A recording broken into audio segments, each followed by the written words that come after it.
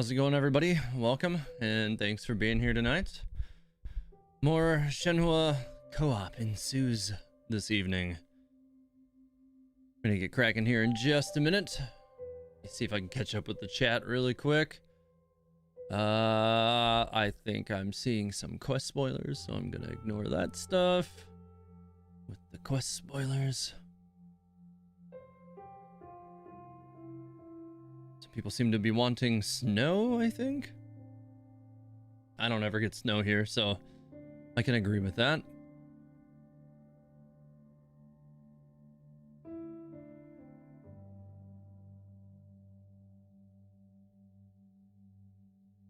Shenhe shenanigans. Yes.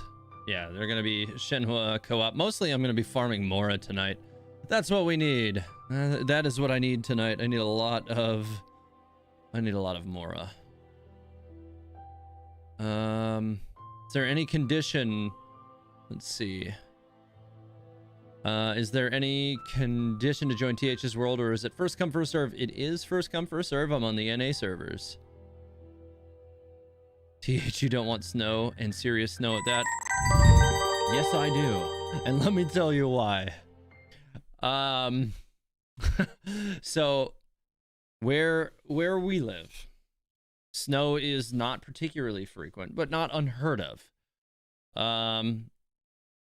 But there's not really any removal infrastructure, so everything shuts down, and you just don't have to go to work for like 4 or 5 days until it pretty much melts away, and that's what happens. But if you get anywhere from 6 to 8 inches of snow, shut down. Like, it's not so much that like places like New York would ever get shut down. Like, they have the removal for that, so it's just annoying. I get it. But here, it's not annoying. It's wonderful because you get days off. You don't have to go to work. You don't have to do anything. You just get to chill. Like, for me, it would be a great opportunity to just like chill at the house and work on some content. I would love that. But we haven't had a good snow here since the beginning of 2018. So it's been a hot minute. 4 years. We've had just some like little light dustings. We had one a few days ago, but like by the end of the day, the end of the following day, it was gone. It rained and it was all pretty much just destroyed. So there was that. We'd be going in minus 40 C, minus 50 with wind chill. Yeah, and 2 feet. Were you barefoot uphill both directions? Yeah. Yeah, like I said, around here, like we don't really get much snow. So like I live in the southeast, like, and I always have. I was born and raised in the southeast. Most of my life I spent in Georgia, and then I'm no longer in Georgia, but I'm still in the southeast, and it still doesn't snow. I'm a lot more northerly than I was before, but still not all that northerly. I'm in Virginia, so it's like some of the state snows, but like right in the space where we are doesn't really like to snow. And I think it's mostly because of like how like water really interacts, because we're in kind of a coastal area, but really close to the Chesapeake, and it does not snow because of that, or at least not all that likely. Good news, I finally got Shenhe. She is very cool to use, and I enjoyed her quest. Although it is snowing super hard today, so maybe Shenhe is responsible for this. And now that I got her, hey man, like, you got a snow day. Chill out inside and just level up your character. Good morning, Save Out a Story, at least from where I live. Where do you live? I'm gonna assume somewhere overseas, though, on the other side. Imagine getting snow, Sedge. This is Georgia, I'm sure of it. We had a 4% chance of snow last night at 6 a.m. and I woke up early to see if it would. Yeah, it never does. Like, Georgia is, man, okay, so it snowed exactly once in my childhood. Exactly once, where I grew up in Savannah. And it just, the southeastern portion of Georgia at the coast, there is no snow there. It just does not. One time in my childhood, and that was it. And so it has become a very novel thing for me. Sad.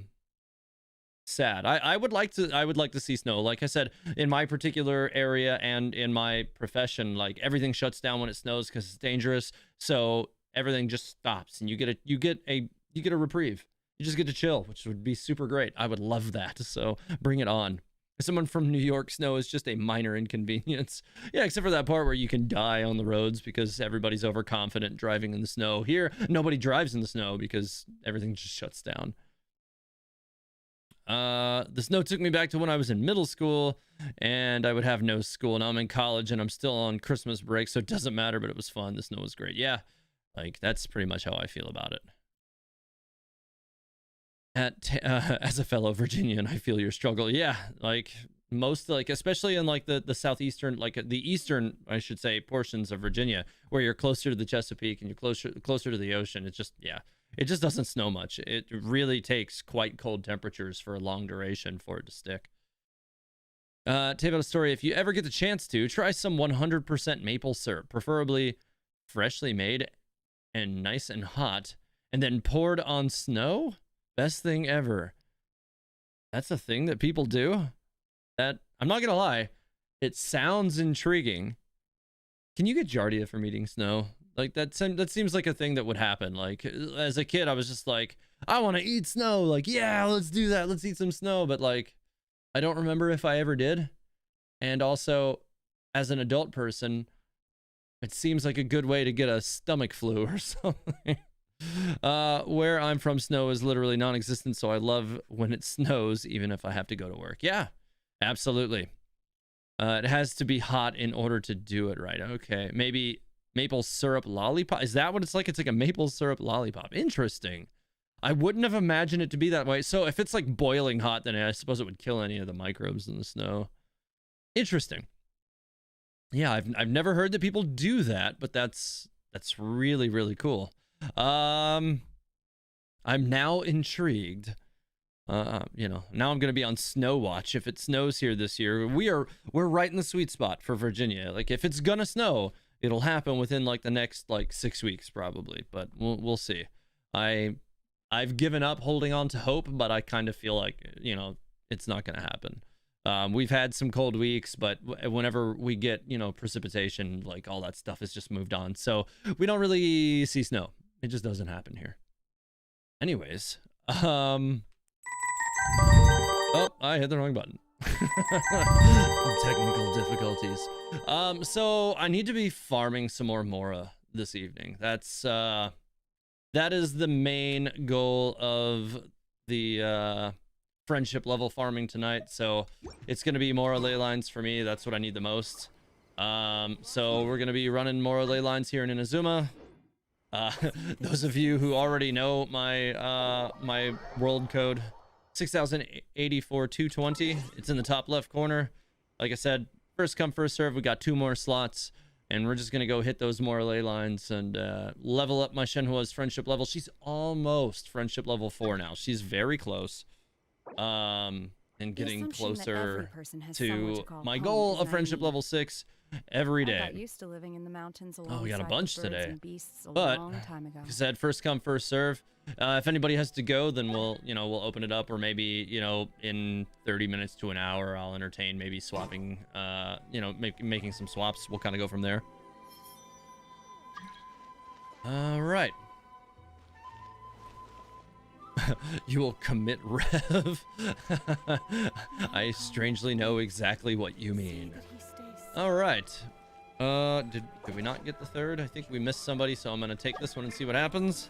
Wherever in this world I roam. I'm just gonna start accepting everybody until we get a. There we go. Okay. All right. So we got our party. So let's see where the first mora ley line is. All right. Down to the south in Inazuma here. Well, southwest, I suppose. All right. Let's do this. So we're gonna need. I need a lot of mora. I have like almost none right now. And I need to have that to level up Shenhua's talents when I get more talent manuals later this week. Because right now her talents are 10, 8, 8. And what I want to do is get 10, 10, 8 right now. That's what the goal is, but I don't have enough talent manuals to do that just yet. Nor do I have the mora to do that. I do have dream solvents and stuff to round that out, so I'm not too worried about that. And then I'm considering triple crowning her. Like I really am. I really am considering triple crown, but we'll see. Double at least, but maybe triple. Are we missing somebody? We seem to be missing somebody. No man. No man. Can't catch me. Yeah, I will though. Do enemy routes get do enemy routes to get more mora activity? Yeah, so yeah, there's a bunch of places that I'll farm for that as well, but like these are definitely the best, and I need the leyline friendship level anyways, because I'm almost at level 4 and I'm trying to get to level 6, so this is a 2 birds 1 stone kind of scenario. All right, let's do this. My will and body. Do your master's bidding. Okay, I find myself wishing we had a Chongyun. Damage is way better.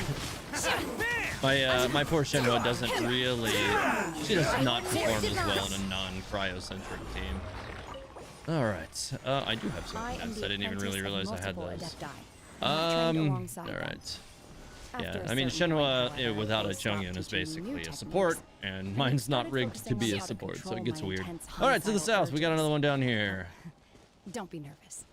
Yes, craters have been left in the ground, and oh, I almost jumped on that rock. I definitely would have died. Happen in the mountains.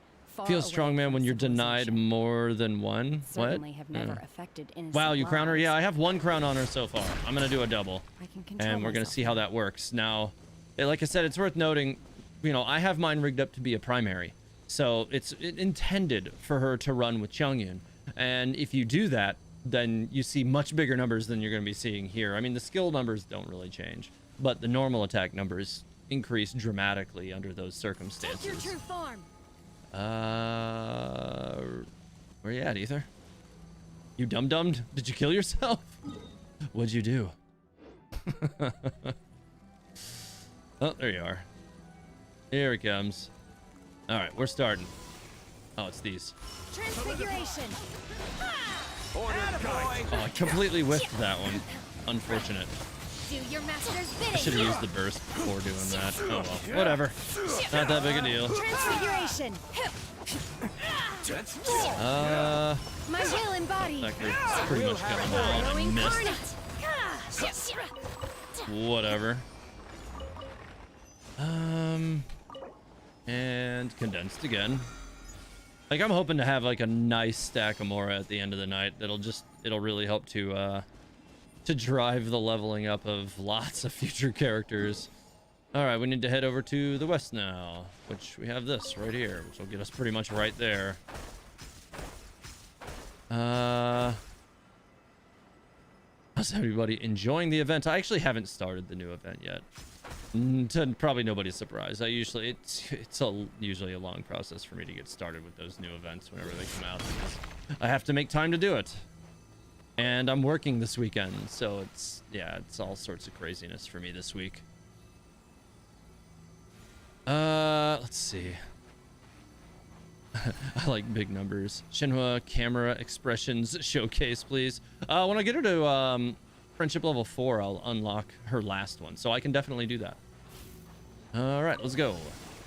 My will embodied. I'm gonna go ahead and go for the burst.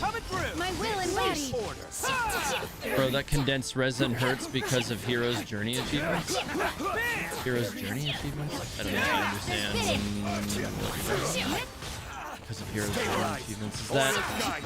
I don't know if I remember what that is off the top of my head right now. I pretty much use condensed resin all the time, though. Like, you know, for most things that I will burn resin on, because, you know, I get so little time to actually sit down and play the game unless I'm actually streaming, or, you know, like, because I work full time, and I also spend a lot of time, you know, making videos. Condensed resin is the best way for me to, you know, progress, because it cuts all the farming times in half. All right, our next one is just a little bit north of us here. Is the one where you do like 1,000 ley lines. Okay, yeah, I doubt very seriously I've done 1,000 ley lines, that's for sure. Ley lines are something that, like, after about AR-45, I really stopped doing very often at all. And if I do them at all, it's usually just the mora ones and only infrequently. How much Stardust I have to have out of story? Exchange Stardust for mora. It's basically all gone. And I used most of my Stardust to farm mora. So, like I said, one of the major points of this is to also, you know, get friendship levels. That's the other big. Oh, I am friendship level 4. Yeah, I'll showcase that here shortly then. But yeah, one of the other major things is that this gives me friendship experience, and so yeah. But what I want to do is get to around 1 million mora or a little over, or maybe closer to 2, and then I'm gonna probably want to move into some domain farming to do to get some more artifacts. Probably Blizzard Strayer, if anything. I need some of those to continue refining my Shenhua's build a bit more. Yeah. Let's see what my mora count is. I wish it would tell you how much mora you have on this screen. You have to go to like an artifact screen and then go to like enhance on it or something in order to see it. Then you see it here. But you can't see it until you do that. Like, your inventory should show you how much mora you have. Let me All right. Oh, come on. The thing like ducked under right away. Oh, hey, we got a Mono. That'll help ensure the crits. I like it. Good choice. Good choice. Yeah, because I'm on Blizzard Strayer, I have a 90% crit rate when the targets are frozen, so that definitely helps a lot. Nice. All right. Well, that should put me around 800. No, that'll probably put me around 700,000 mora. Need a lot more. a lot more. Just as a a forewarning, I will be using primo gems to refill my my reserves of resin this evening. I've been doing it all week because it's the only way I can force friendship level to be able to do the story for Shenhua at the soonest point possible. So for me, this is a channel investment. I do not usually use primo gems for resin at all. Like, very rarely have I ever done that. Like, maybe like one refresh if I fell just short of like getting a talent manual that I need to level 10 a skill or something. Like, I'll do it like once to get it before the day ends so that I don't have to wait a few days. You can see more in the bottom left corner. Can you really? Am I that blind? I'm curious. I'm just gonna have to go back to that.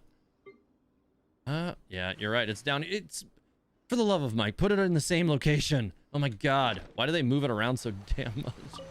All right. Well, oh crap, cryo enemies. That's annoying. Your true form. Shadows of fate. Well, for what it's worth, ultra wide monitor, like, that is it is way out of the center field of vision for me.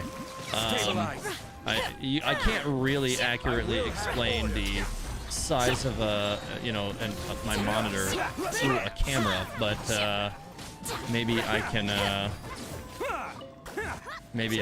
let's see. It's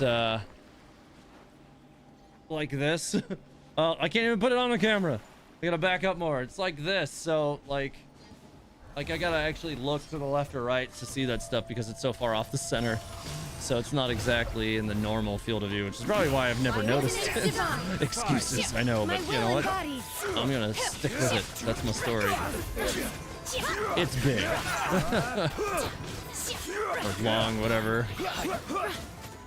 Hey, I think I missed the explanation, but why not check the wiki on... So here's the thing about the wiki. For one, for somebody to already have max friendship on a character is impossible. So that data would be populated by leaks or... it would be populated by leaks or data mining. And I don't want to support that. And two, it is frequently, populated by just regular people. Right? So I cannot substantiate if they've accidentally changed it or intentionally changed it.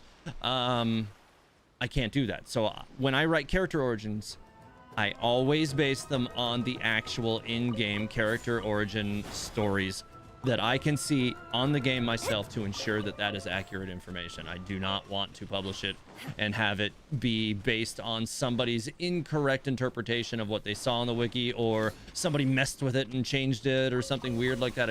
I'm not going to risk that. And like I said, at this juncture, this early on, I definitely wouldn't want to do it because you really cannot have max friendship, 3 or 4 days in. You can't. It's really hard to get that far in. It's actually impossible because I've been doing that. I've been, unless you have just a ton of fragile resin stored up, you can't do it. So the larger likelihood is not that somebody saved a bunch of fragile resin and dumped it on Shenhe. It's more than likely it was data mined information or leaked information, and I'm not going to support that either. I definitely discussed at length in the previous stream my feelings about the leakers, so I'm not going to get back into that this evening. But yeah, suffice it to say, they can, you know, they can pull a rev. Let's see. That's heresy for a free-to-play player. Yeah, I agree. Ordinarily, using Primo Gems for this is not something I would do. It is not. Like I said, I'm rushing it for friendship levels right now so I can make the video sooner. Because I want to make this video while the character is still relevant to people. Crumble. I want to see what happens if I do it that way, because I've never been able to do that. I've always made it like 6 or 8 weeks later and nobody's really talking about the characters anymore, and then blam, the video is just, you know, not very popular after that. So like I don't want to keep releasing Origins videos like to nobody watching them. I love making them, so I want them to be seen. So I want to give them the best chance for them to be seen. Yeah, so that is my main motivation for doing it this way. Wish Shenhua's cons would increase the size of her bursts compared to other cryo units. I mean, yeah, I could see why you would say that, because her burst range is not all that big. That said, her constellations are very good. She has many constellations that really make her punch up, so it's just, it's hard to, you know, say, like, because you'd have to, you know, take away one of the other ones she has. And there are people who have been doing like C6 Shenhua showcases and stuff, and like she's very good at high constellation, which is you know, kind of different than a lot of other characters have been in the past. Like a lot of the other characters haven't really been necessarily like, okay, you need C6, like this is really crazy broken. Like there's a few characters out there that like C1, C2, things like that are very good. Like 4-star characters are usually the ones that are more likely to punch up like big time in terms of performance with high constellations, with some rare exceptions. But Shenhua is really one of the ones that, you know, performs like well above her her base level at C6. All right, heading to the north on this island here. Have you also added Shenhua to the teapot to get friendship there too? No, I completely forgot about that. Oh my god. Like I have been extremely like that is like the most obvious thing that I should also be doing. Oh my god, I'm definitely going to put her in there tonight. I meant to do that yesterday, and like by the time I got off the stream I was exhausted and I just didn't think about it anymore. And I didn't think about it all day today. But if I'm being honest, like I don't think I've gotten more than about 4 hours of sleep any one day this week. So I have reached critical levels of sleep exhaustion, and then, you know, I'm also working tomorrow as well. So instead of actually normally getting like regenerative sleep on Saturdays like I normally would, I'm not. I'm just not going to get that and continue to be exhausted into next week. So, you know, it's super cool. You know what?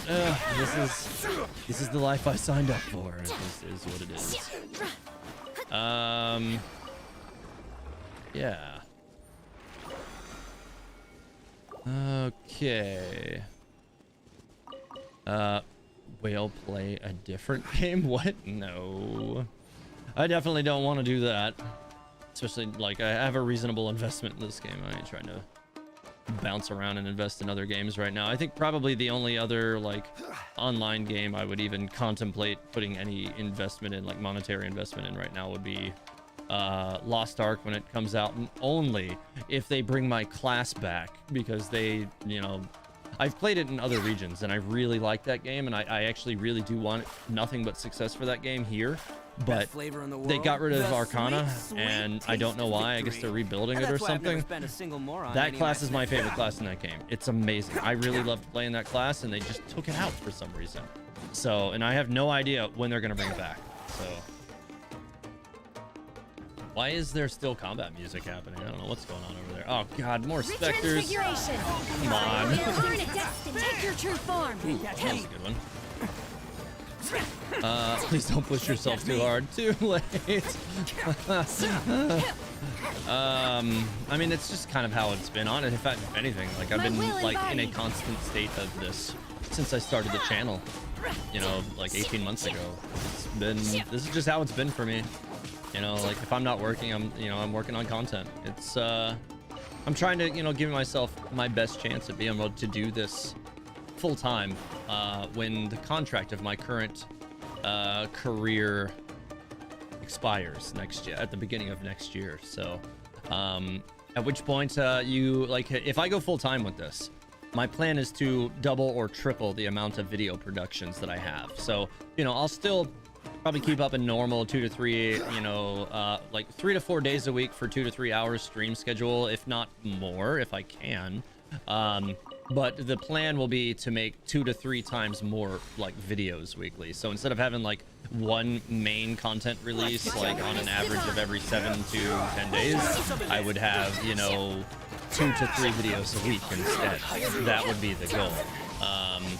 Of, you know, varying type, you know, like I can do more lore deep dives, I can do more book reading, I can do many more theories, because I'll suddenly find myself a lot more time to do the research that's required for the theories, a lot more time to write the scripts to a state that I'm happy with, and a lot more time to produce proper voiceovers with, you know, like well-considered music tracks to kind of match the theme of what I'm going for, and I can spend more time hunting for the right visuals to match all of it as well, because that's also just as important to me in regard to creating all of those videos. So the next one is this direction.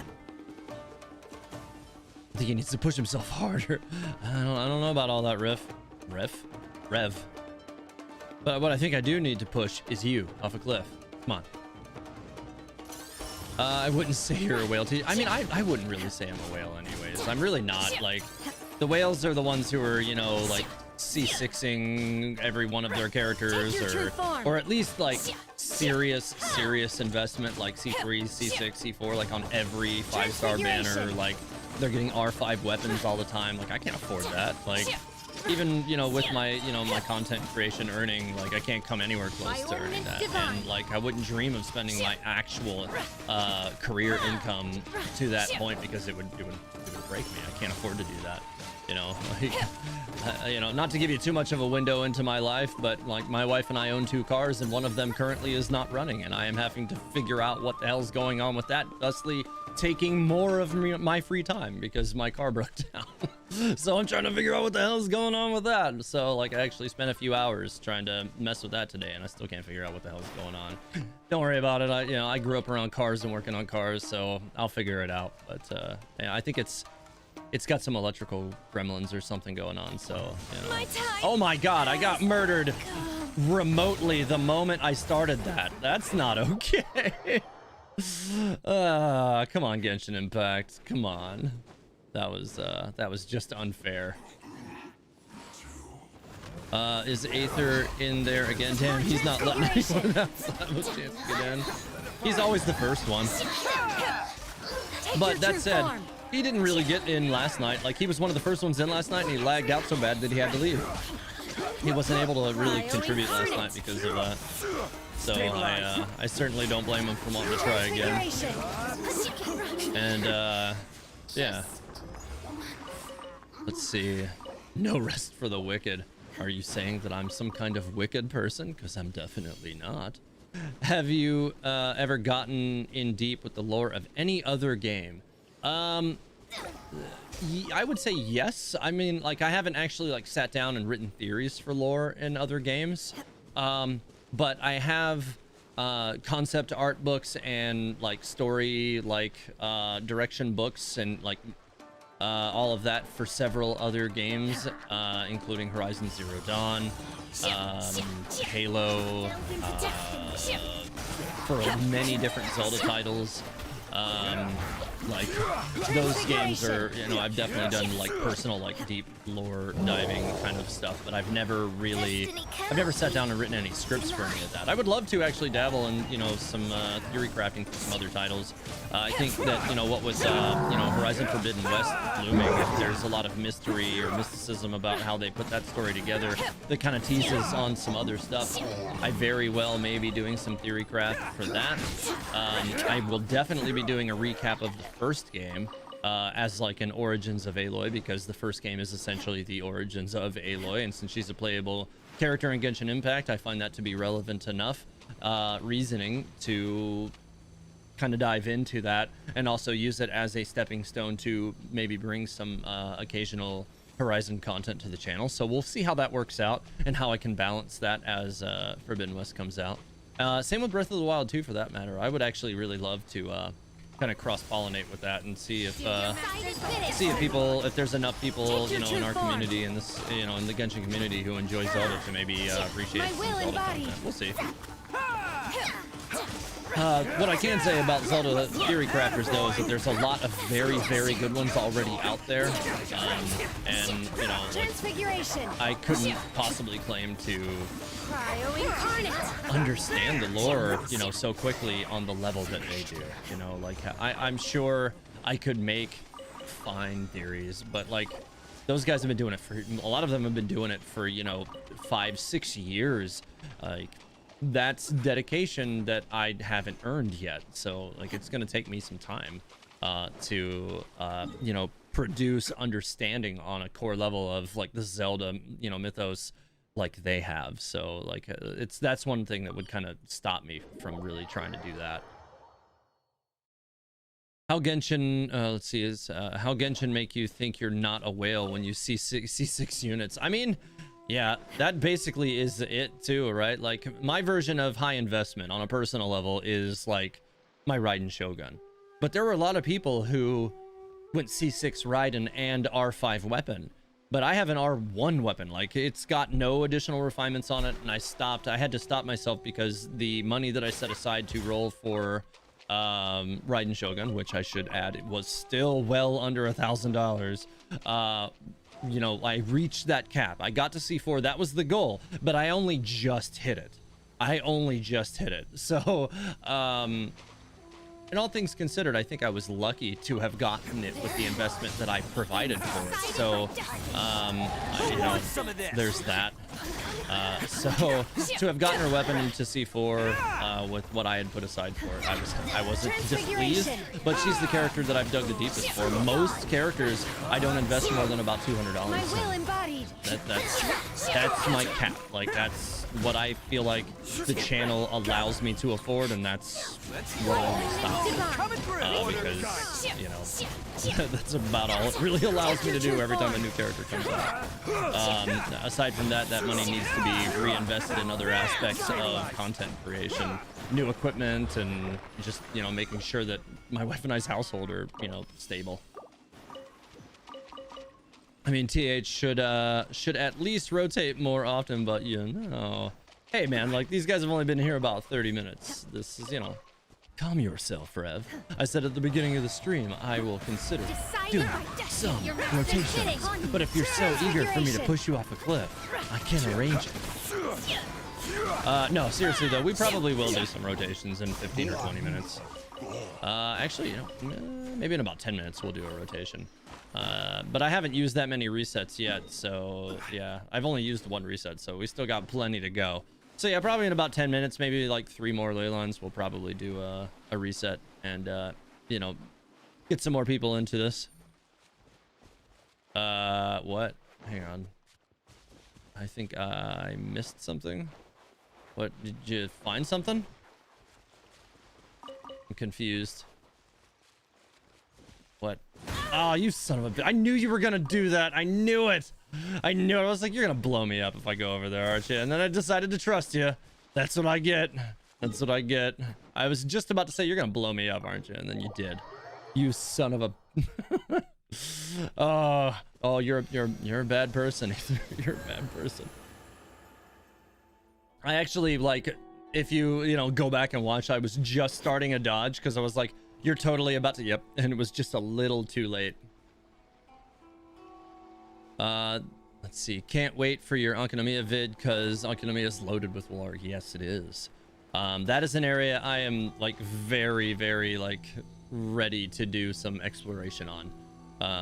Like, you know, I've been slowly uncovering the map, and like I've got some lore books that I need to get to, because I still haven't unlocked all of the books, so I need to put eyes on those, read all of those, make sure I have a good understanding of the totality of the lore that's been provided there, so that I can then compare and contrast what I learned in Sarumi to make a proper narrative to support this. And like, we pretty much already know that that's seems like where the story's going now, but I need to address it properly.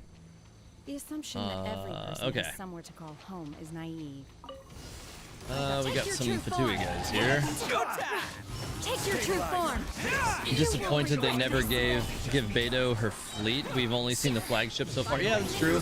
We pretty much always just see the main ship, or I think it's like trucks or whatever. But yeah, we usually just see that. We haven't really had an introduction to any of the rest of it. That would be cool. I wish they would do that. I don't know why that hasn't really happened yet, but I kind of think of the rest of Beidou's fleet as like the rest of the Knights of Favonius and Varka and Alice. Like they're gone somewhere doing something that's probably important, but they haven't really addressed what that is. I think Kazuha continued traveling with Beidou. He did. He's still supposedly with her, I think, is how that kind of all concluded. Right, the next one is over there, so might as well just teleport half that distance. But I recommend Raiden Shogun C3 or Engulfing Lightning if I have Staff of Homa. Her best in slot build is to use Engulfing Lightning. That said, between C3, I would have to say the weapon is better than C3. C3 is very good. Don't get me wrong. It's a really useful constellation for Raiden Shogun, but the weapon definitely sets her in play for her best damage dealing opportunities. The catch is good, and there are some use cases where it can be better than others. It's definitely her second best weapon, but Engulfing Lightning is definitely her best. So I would recommend the weapon as opposed to Constellation 3 if you have to choose between one or the other. I would go with the weapon. Cryo Incarnate. And I think that most other people here who have, you know, both Raiden Shogun and the weapon would agree with that. Okay, we got all these guys all hung up here. I'm disappointed. Okay, it's the same thing. I barely finished that location. Yeah, there's a lot of locations that take me some time to really press through, if I'm being honest. It takes a lot of time.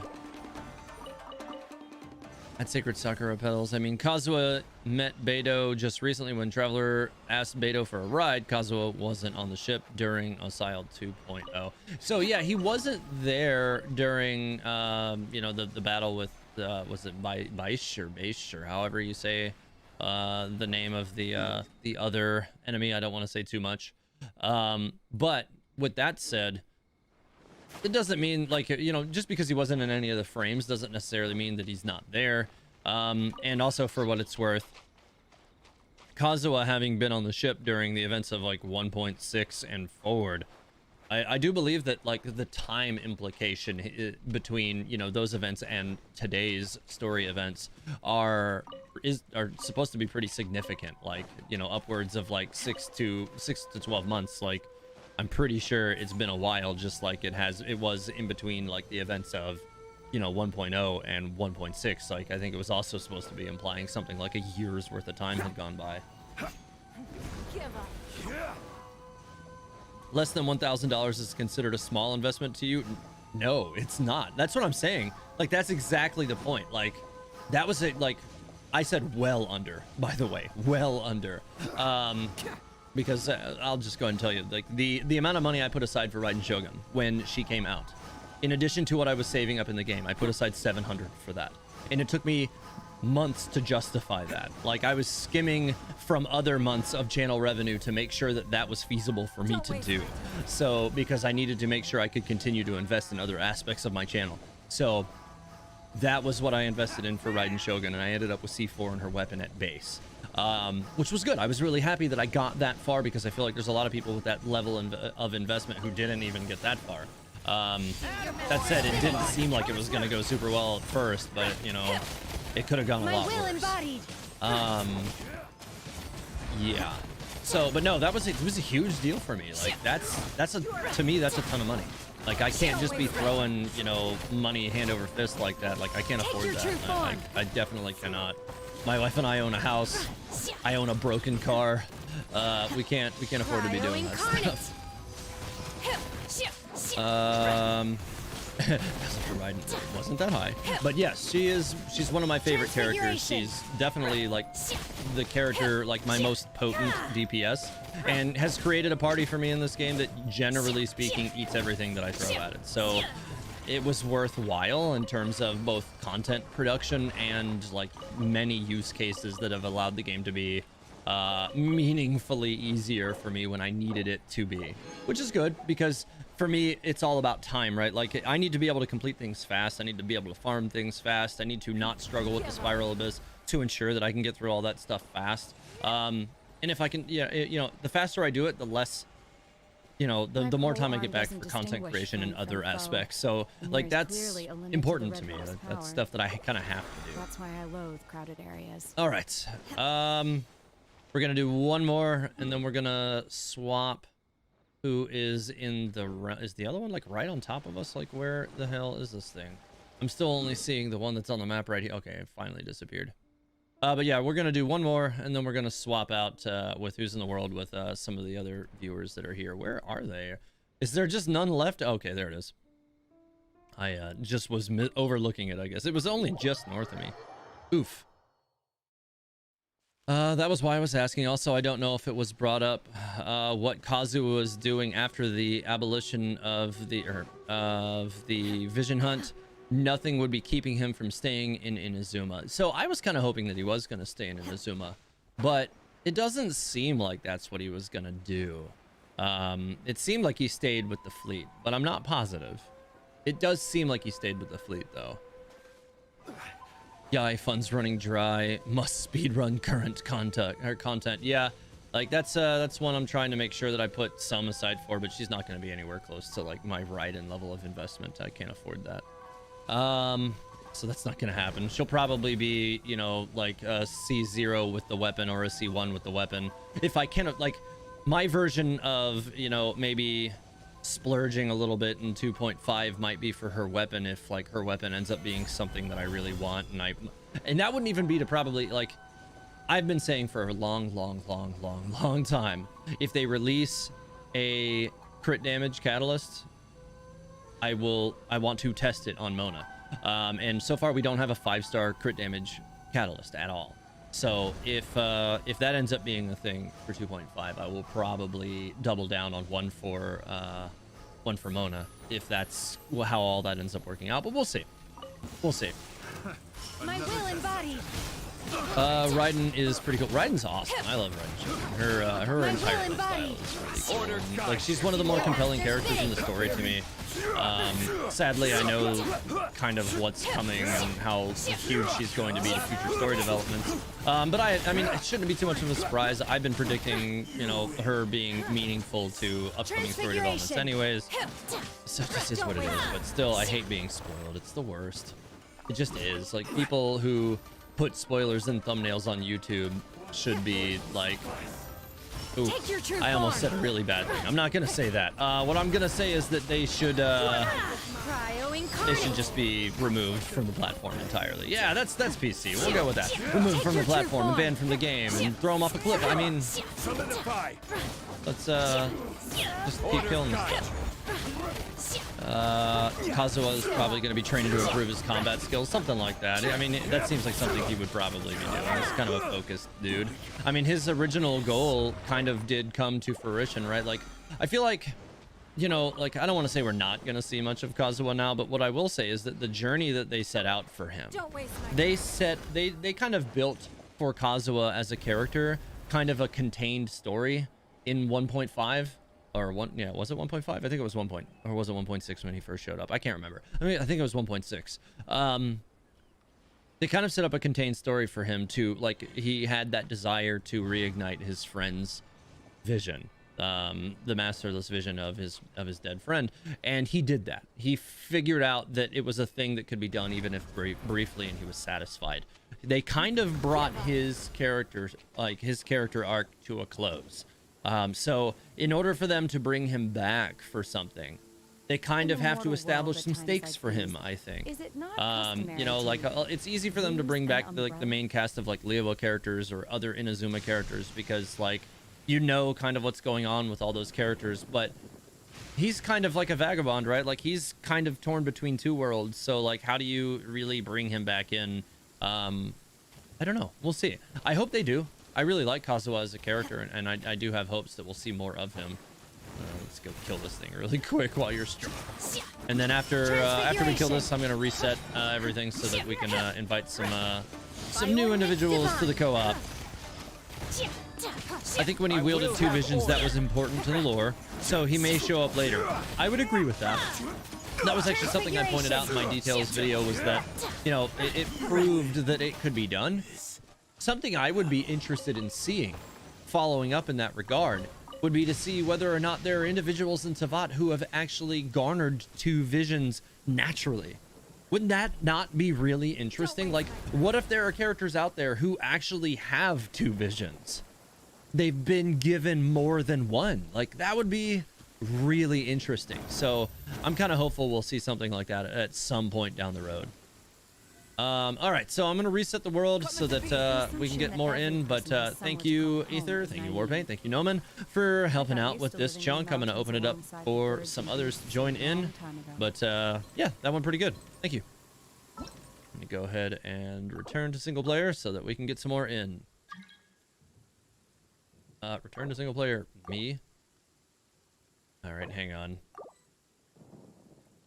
It doesn't seem to want to. All right, so I'm going to start it again here because it still doesn't seem to want to let me out of the world right now. Like, I don't know what's going on. Like, it's not completely resetting. I don't know if Aether is lagging out or something, because he seems to have gotten stuck. Okay, there we go. Now we got it. I get like 5 seconds and then 99999. Oof. All right, so here we go. Zelos. Kazuha's case is very interesting. It really is. Lore-wise, how powerful? Powerful? I almost had like no words there. How powerful are vision holders? Because the way they show us looks like they feel powerful enough to rise power or create a small nation. They sound more powerful than the normal Favonius Knights or the Millith. Yeah, I would say that they are definitely more powerful than you know, the Millith and stuff like that. Like, obviously I feel like every vision holder has some capacity, or on some level could be quite a force to be, you know, reckoned with in regard to any kind of major fighting. Quick question to those of you who joined the co-op, Zelos, Akaran, or Turkey. If any of you have Chongyun and he's leveled and usable, I would love it if you used him so I can properly showcase my Shenhua's build. That would be amazing. If you don't, it's not a big deal. Then you can use what you're comfortable with or what you enjoy using. Not a big deal. But that would be a super huge favor to me if you are able to do that. But like I said, if you can't, not a big deal. Let's see where the next ley lines are. Come on, Inazuma ley lines. Where are you? Okay, the next one's way up to the north. Wisteria asks what server I am in. I am in the North America servers. Okay, you guys don't have any Chongyun. That's fine. Not a big deal. I wonder if we will get an actual visionless character that is so skilled that he can keep up with the vision holders. The actual main physical damage either be polearm or sword, but due to having no actual physical sword DPS, so maybe. So I have a couple of thoughts on that. One would be that the Archons technically don't have visions. Like, yes, they have visions on their characters. Turkey, yeah, level 60 Chongyun would be fine. I have no problem with that.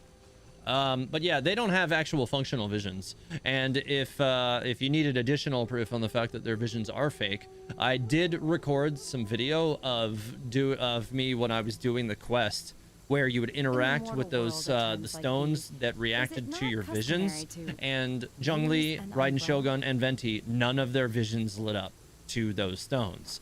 So that's an intentional choice by MiHoYo, showing that their visions are not real. We always knew Venti's wasn't real because his did not glow during the event of Unreconciled Stars. But now, during the newest, I went to time, but during the newest event, for you know, the current quest line and all that, the crane returns in the wind or whatever, like all of that, those still did not glow. So Zhongli's did not glow, and the Raiden Shoguns did not glow. Their visions are not real. So and I had to make sure I took a moment to confirm that. So I did. I recorded some footage. I swapped between a whole bunch of different characters just to make sure that I was actually tracking whether or not this was a thing and if it was all intentional, and it was. So Turkey, I mean, so the biggest thing that I need from a Changyeon is just his cryo field. If you have artifacts you can toss on him just to make sure that you don't die, then great. But like, if you're, you know, able to just squirrel around and throw the field down, then we'll be fine. Really, like, Changyeon's field is what brings my build to life anyways, and without it she's kind of lackluster. Yeah, she's much better in this configuration, especially once the ult field goes down. Nice, we got these this Raiden Shogun here too, so like even when the cryo damage isn't up, like we'll be doing, you know, pretty high white damage, so that's a lot better too.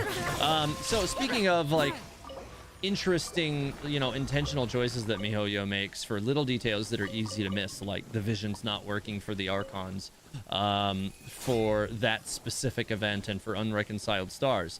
Some people noticed, you know, and including me, back in I think it was 1.2 when Albedo first came out in Dragonspine. You could not see his breath in the cold.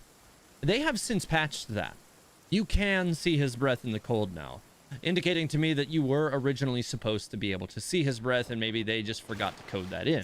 So that was a mistake.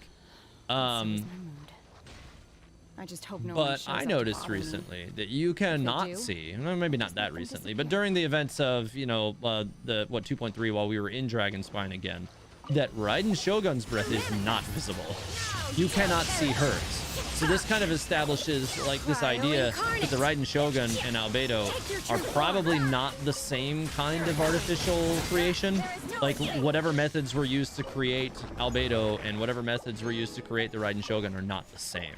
So that is something that is worth noting.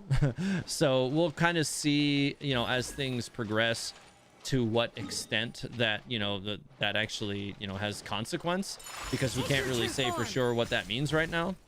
Oh, I know why I can't seem to use it, because you can only grab that like one at a time. But yeah, I thought that was a really interesting little catch, that you can't see her breath but you can see his. I'd be curious in seeing if there's other characters out there whose breath you cannot see as well in the future. But for now, you can see Albedo's when you could not back in the early days. God, why can't you reach that from here? It's kind of annoying. What the hell? Okay, fine. Oh my God, this is getting all kinds of buggy. What's happening? All right, here we go. Now I should be able to get close enough. Oh my God, what? Ugh. Okay, the game is just punking me now. Come on. It's like, nah, you're not gonna get to dash over. There we go. That was completely pathetic. All right. At David Astoria. Oh, you didn't. I don't even know what that could be. I'm kind of scared. Can we have an insight on the Byaka Yakaku collection and potential theory at David Astoria? So not at the moment, because I've been focusing on trying to get together Shenhe's friendship levels to cover her character origins.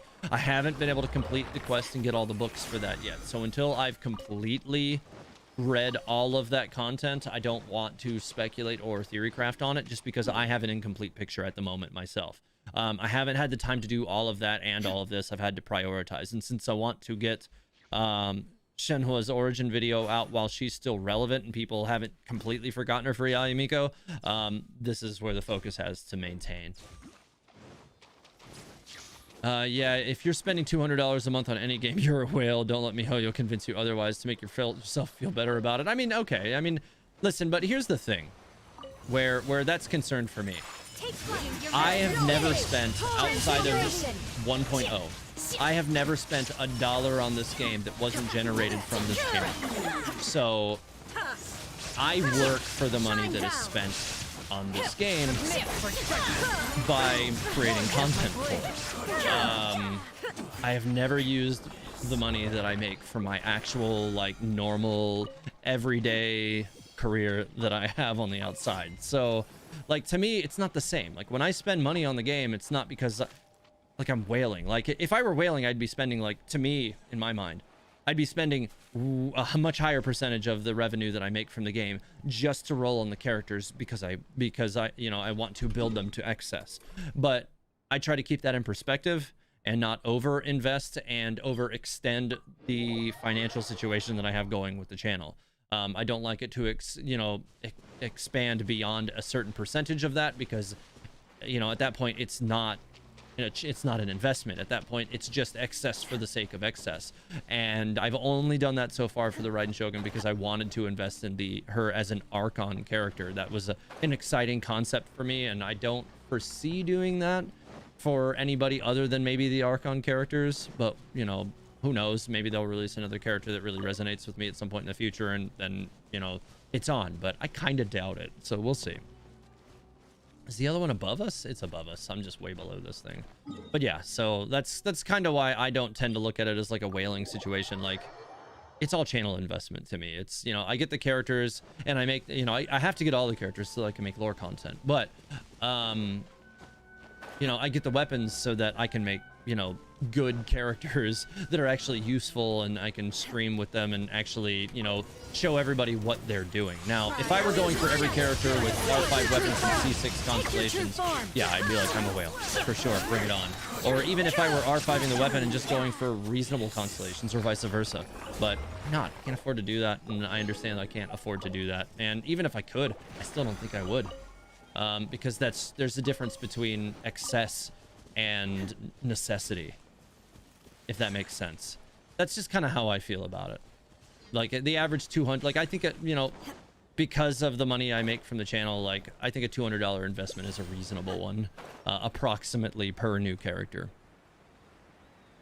Well, the Shogun, because before I get into that, I look at this channel as a business. I pay taxes on my earnings for it. It's a business. Well, the Shogun is a sentient puppet, while Albedo is an artificial human, a homunculus. Yeah, exactly. But with that established, we have not really any canon confirmation of the exact method that was used, other than it's just an ancient, lost, or forgotten technique that was used to create the Raiden Shogun puppet. So we don't know what A used, or who she, you know, communicated with in order to learn that ancient, now lost technique. So we have no way of knowing whether or not it was based in Kemia and, you know, born upon, you know, interactions with Conrian individuals. So but I would tend to think now that, you know, I noticed, like, the breath thing, I would tend to think, no, it's probably a completely different art, probably more akin to whatever was done with Catherine rather than what was done with Albedo. I do definitely think that there's a separation between the two types, for sure. Alright, continuing along. Will I pull for Yayamiko? Yeah, well, for one, I have to, but if she ends up being a intended primary DPS catalyst, I will definitely invest in Yayamiko. And I could see, like, if that ends up being what her role is, then I might invest in her a little bit more than my average character, just because that's something that resonates with me.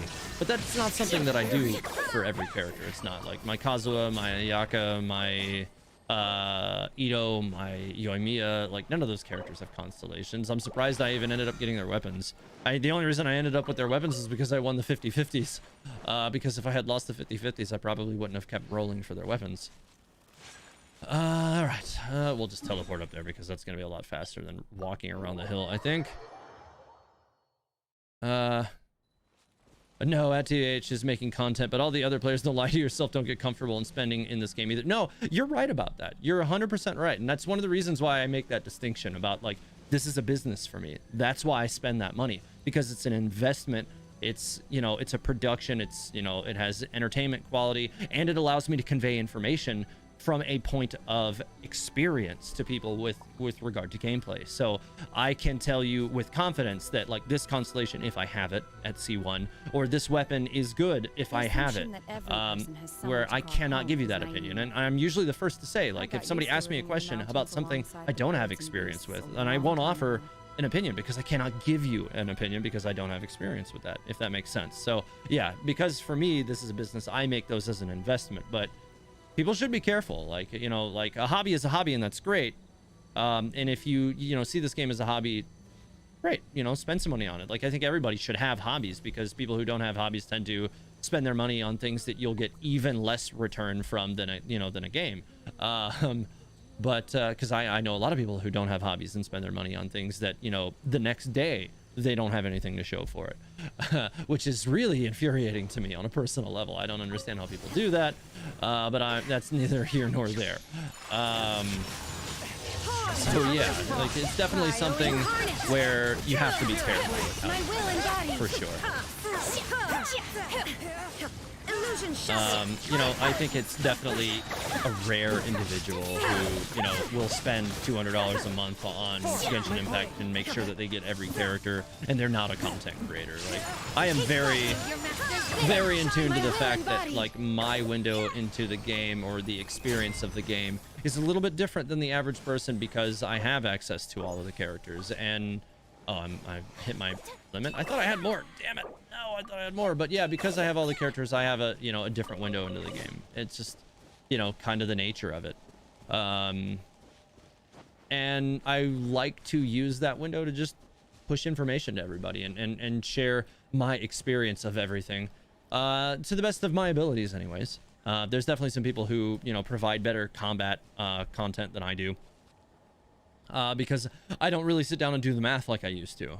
You know, when I first started the channel, if you guys have been here with me from that point, I used to do a lot of the math, and I did, like, the Historia scale and all that stuff. And I was, you know, invested in doing the math to actually do some comparisons and see how these characters performed under certain circumstances, and comparing them to other characters within the same space. Most of it was not focused on, like, Spiral Abyss content, which is where a lot of mechanics-based content is focused, and that kind of wasn't very popular. And as a result of that, I kind of phased that out, because I decided, you know, well, if that's not going to be popular, then I may as well just continue to focus on lore content, and I can do, you know, my own comparing contrast of combat mechanics in my own time, for my own purposes, and then just share my experience with everybody instead. So that's kind of why I restructured on that. Normally a game costs $80 a month. It's more a return on investment question here. You're not buying a game, you're buying a unit in a game you can play for free. It's true. It's true. To me, it's like, in the place where I work, it is a very common thing for everybody to get in on what's called a chow run every day. So we're not allowed to actually leave to go get lunch, but we'll send somebody to go pick up lunch for us. Most people, and I have been very, you know, guilty of doing this as well, although not so much in recent months, because I realized that it's getting to a breaking point and I just can't do it anymore, and it's too expensive. But they'll pay for lunch every single day, as opposed to just making lunch or bringing it, or waiting until you get home. Like, I mean, we work until 2 o'clock in the afternoon because we go into work early on day shift. So, like, you can reasonably just wait until you get home and eat lunch, but they'll spend $10-15 a day on lunch, and that's expensive. It adds up. You know, you spend $200-300 a month just stuffing your face with bad food of questionable nutritional value, and it's, you know, in the moment it's gratifying. It probably gives you a little reprieve from the work that we do, which is stressful, but it's too much. It's too much. And so, like, I would just assume save that money and spend that $80 on a new unit in Genshin Impact every month, because at least then I can currently have something that, you know, that I can see, that I, you know, it's, I don't want to say it's tangible because it's in a screen, but like, it's certainly more tangible than, you know, food that you ate and then you got a little energy back for it and then you're over. So there's that. Anyways, I want to say Boats are made to for Zelos transferring commodities Akaron back Turkey, and thank forth. you for helping out. And those I'm that now come out of across resin, Leo so I tend to can't really stay a do while. any more So it is where ley many lines. things come to stay. I'm pretty much maxed out at this point. How much money did I even end up with? I decided to just keep going with these, and it kind of capped out a little faster than I thought it was going to. I just a little under 2 mil, so good. I'm in a good enough spot now. I'm stable enough with money.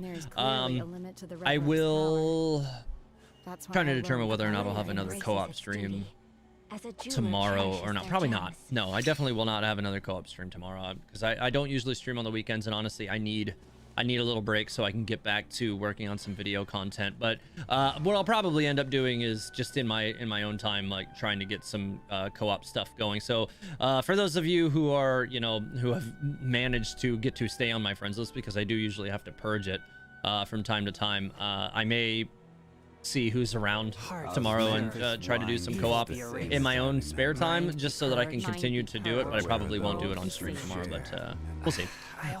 Because I need to keep working on video content. Chow Hall, the food good there, TH? No, I mean, it's not a Chow Hall. Like, we usually send somebody out to go get food from like random restaurants and stuff, and that's why it gets so expensive, and why I don't really want to do it anymore. I'm learning more about Just be cautious when spending on gacha becomes expected or the norm to spend on gacha. You're not wrong about that. Don't get me wrong, I want the units, but could that 200 be spent wiser? Yes. You need food, but you don't need takeout. Absolutely. That's absolutely true.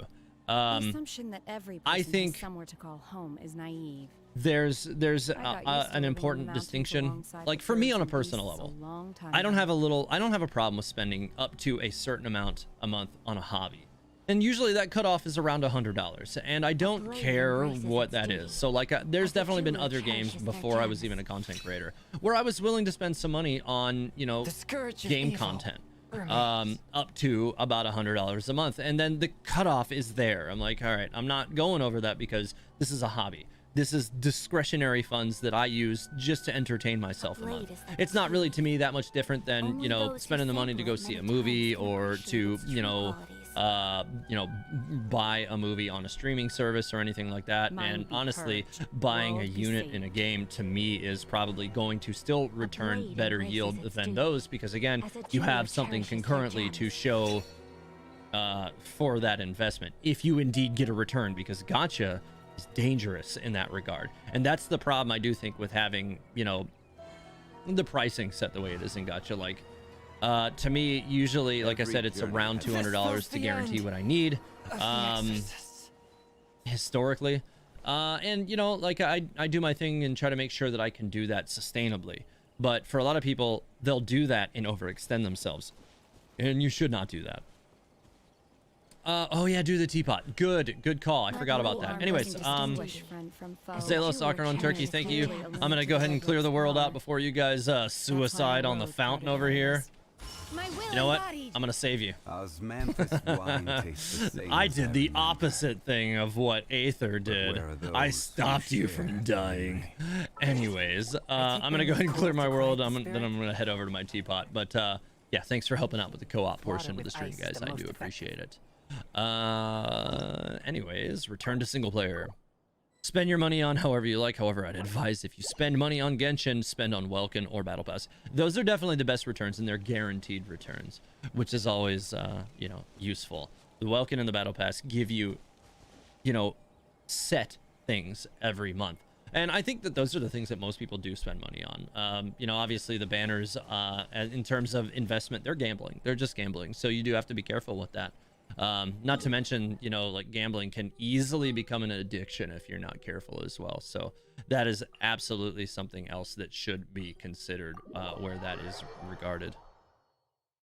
Have I played any other games aside from Genshin? Oh yeah, I've been a gamer for most of my life. You know, like I grew up in a, you know, in the era of, you know, Super Nintendo and N64, and I started online gaming in the early 2000s with Mew Online and Lineage 2, and have kind of grown with those titles over the years. I've spent probably most of my time playing Korean MMOs in terms of like online games, because I tend to find their content to be a little bit more rich. Whereas like usually Western-based MMOs tend to be a little bit more involved in like instant gratification, or you know, like short-term dungeon or long-term dungeon grinds that you do every day, which is not, to me, that's not content. I much prefer like open world type games, like, you know, like in today's age, like games like Black Desert have a lot more to offer me than a game like World of Warcraft ever did. That was never really a game I was ever interested in. Okay, which character am I gonna... I'll replace Hu Tao with Shenhe over here. I still have been meaning to build something up here, and I have not gotten around to it yet. I need to do that one of these days. All right, so let me replace poor Hu Tao. That's fine. She has max level 10 friendship anyways. Most of the characters in here have it, but I haven't really been all that concerned about it, except for where, you know, special cases, essentially. Didn't really want to put that down. Oh, there's multiples of these now. These are also, are these mini games too? I think these might be mini games. I've reached my furniture emplacement here. What?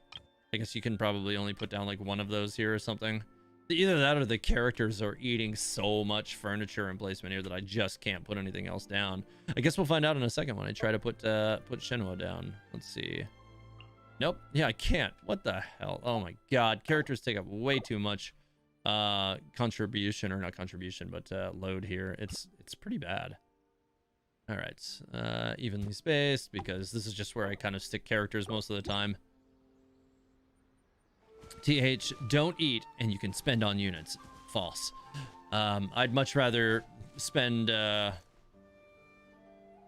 you know, not eat all the bad things. That's the biggest takeaway from that, is like I need to get away from that, because it's just unhealthy to be eating like that all the time. Home. It's great to have you back. I heard that I should say these sorts of things whenever family returns home.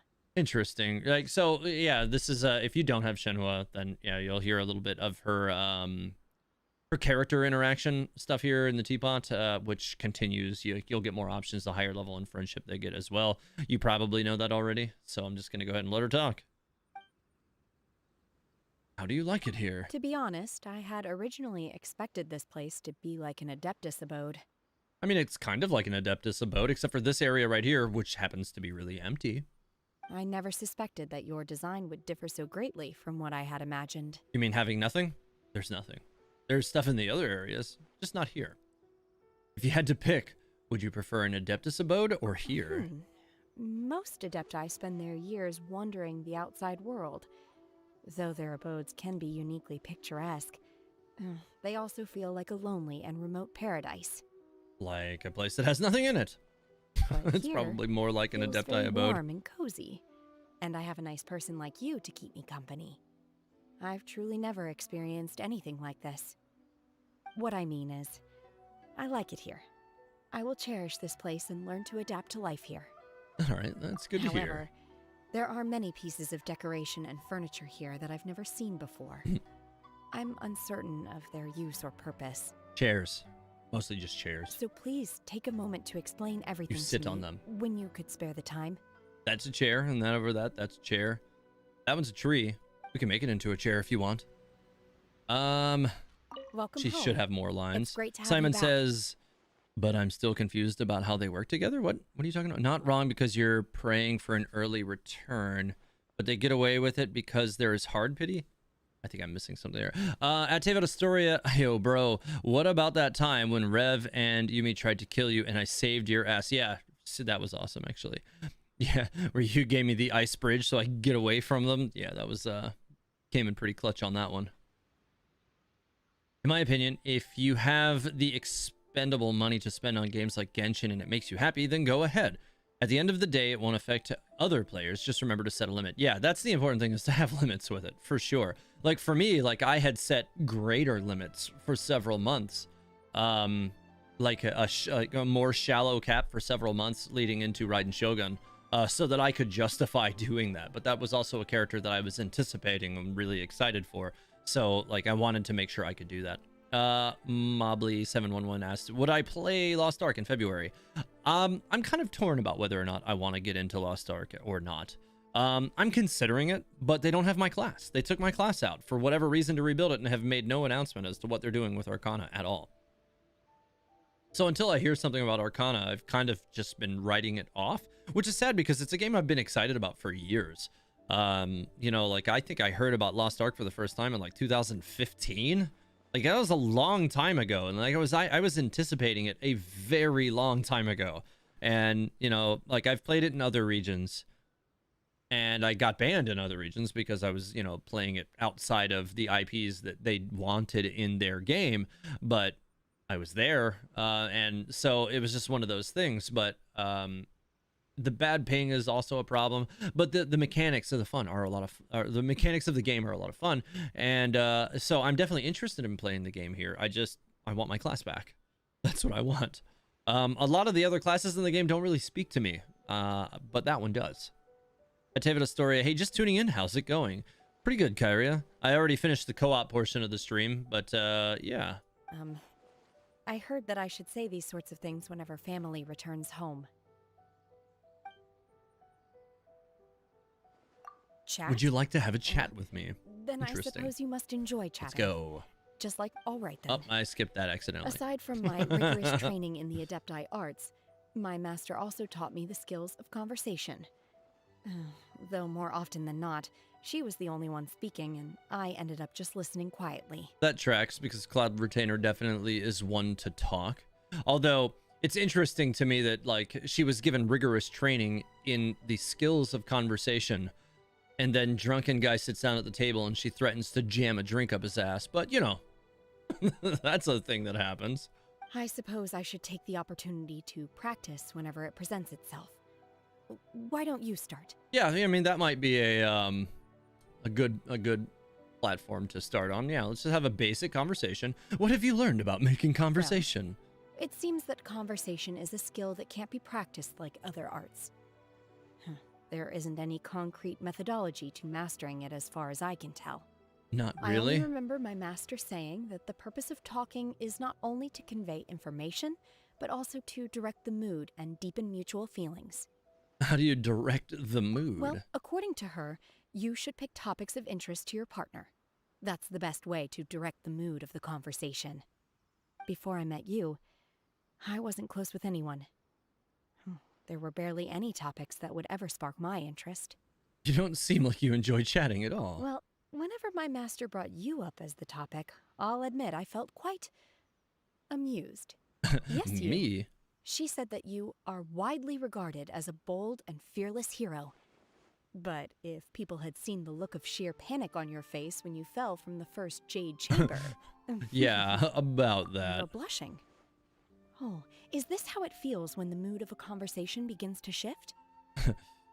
That he definitely, like, the ground got deleted out from underneath him, and I do think it was Cloud Retainer that... Oh, wait, no, it was Zhao that grabbed him, right? Yeah, I think it was Zhao. It seems my master's conversation techniques are quite handy after all. I've got it. I shall go ask my master all about you. That way, we'll have many more common topics to discuss. No, please don't do that. Oh, I suppose there's no need to go through all that trouble. You're already sitting right here in front of me, after all. Fair enough. In which case, please, tell me more about yourself. I'll remember everything you say. All right. Well, I went through the lines that I have access to there for now. I'm going to exit the teapot now that she's here. But I do first need to go back down and collect my my income over here in the teapot, because I haven't done that today, and I don't want it to overstock unless it already is, and it might be, because I don't remember if I did it yesterday.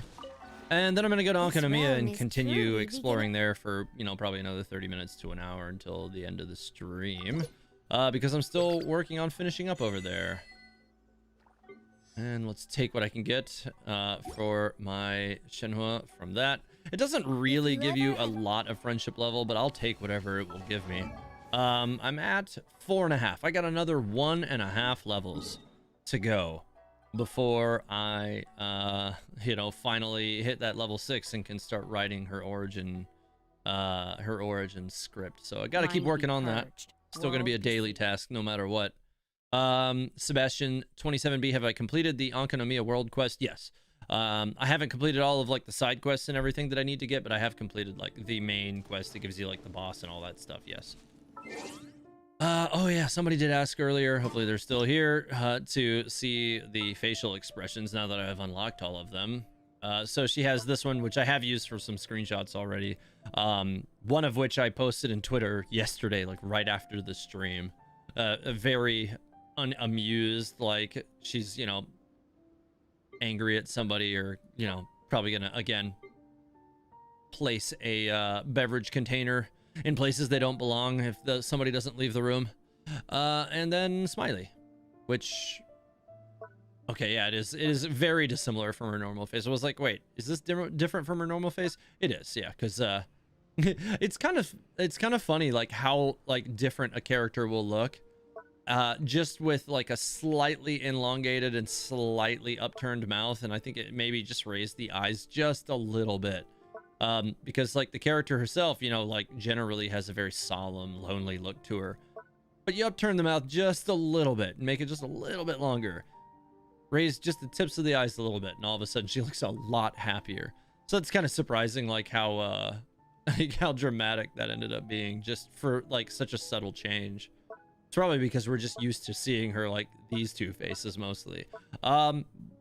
Something that I actually have been meaning to do though is submit some feedback. Like I would love it if they would add like more poses. Like there's scroll bars built into this window, both sides.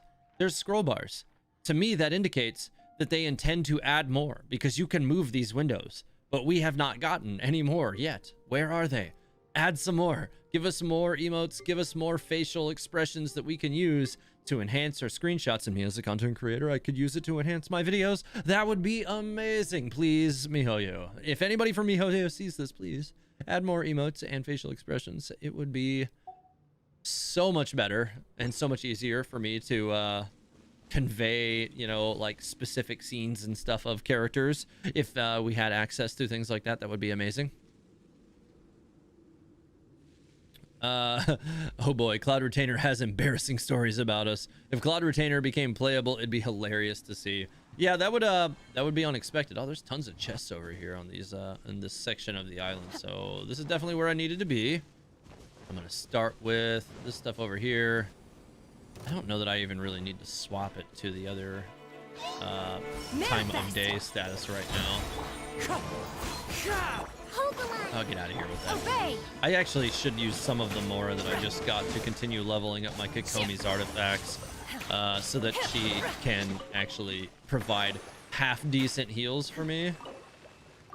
All right, I'm finally able to get the chest over here. These things. Do the characters in your used for? teapot share a pool of friendship XP, or does each one get the total amount? Honestly, I don't know the answer to that question. If anybody knows, please let me know. I'm actually really curious if you have a positive answer to that. Not, you know, not a speculative answer, please. If you know for sure that it works one way or the other, each one gets total amount. Okay, gotcha. Yeah, I wasn't really sure about that. Let's see. She raises her brow slightly as well. Fair enough. Yeah, that seems, yeah, slight. Like it's very subtle. I didn't even notice. Where is it? There it is. It's right there in the center of this. And there's a couple of more. Oh, come on. That one kind of caught me off guard. I was just commenting on the fact that there was, you know, these hydro statues here.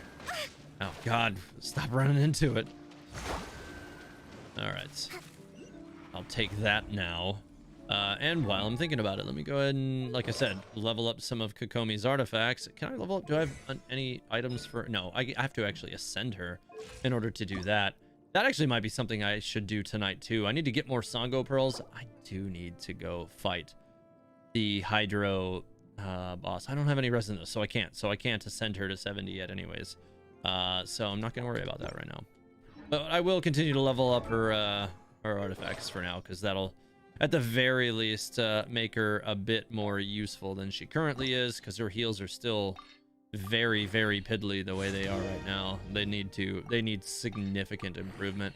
So I'm going to try to just get all of her artifacts to 16 for now and then kind of go from there. Because that, I think, will yield me the best returns as just, yeah, speeding them all to 16 for now as opposed to getting this one to 20 and then everything else is nothing or something like that. Like, yeah, I'd rather do it this way. And plus, it'll also, ensure that I get some more HP on her because that's going to also contribute to her healing. I'm not sure either, but I think its total amount, I needed 5 and gave 5. Yeah. At David Astoria, have I ever played Ghosts of Tsushima? No, I haven't. I probably didn't say that right. I have. I feel like I've heard of that game, but no, I have not played it. All right, let's see if I've got any artifacts I want to give up. No, I'll never use that. I'll never use that. Wow. Hey, look at all the terrible, just god-awful husk pieces that I've farmed because that domain is stingy as hell, guys. That artifact domain, guys, for real. The Husk of Opulent Dreams and Ocean-Hued Clam set domains are absolutely horrible. That one has an opening, so if it gets crit rate or something, I'd keep it. That one could be really good. I'm gonna hold on to that. This one could be good. I'll hold on to that. I'll keep that one. But so many of the ones that actually has good potential, but so many of the ones that I've picked up from there are absolutely dumpster fire artifacts that I would never dream of using. No, I won't use that. For me, most of the time, like I've gotten so many, decent artifacts over the last year and a half that like if they don't have both crit rate and crit damage, I will not entertain the idea of using them. Or if they don't have one or the other with a with the 4th slot open to possibly give me that stat when I enhance it, then usually I won't keep it. Best case scenarios if they have ER crit damage and crit rate, or they have one, have 2 of them and an open slot, and then I'll usually save them and keep them. But outside of that, usually I'll just toss them. I'm gonna be honest, if it'll cost like $50 for a dance animation, you bet I'll be first to forcibly make Diluc dance.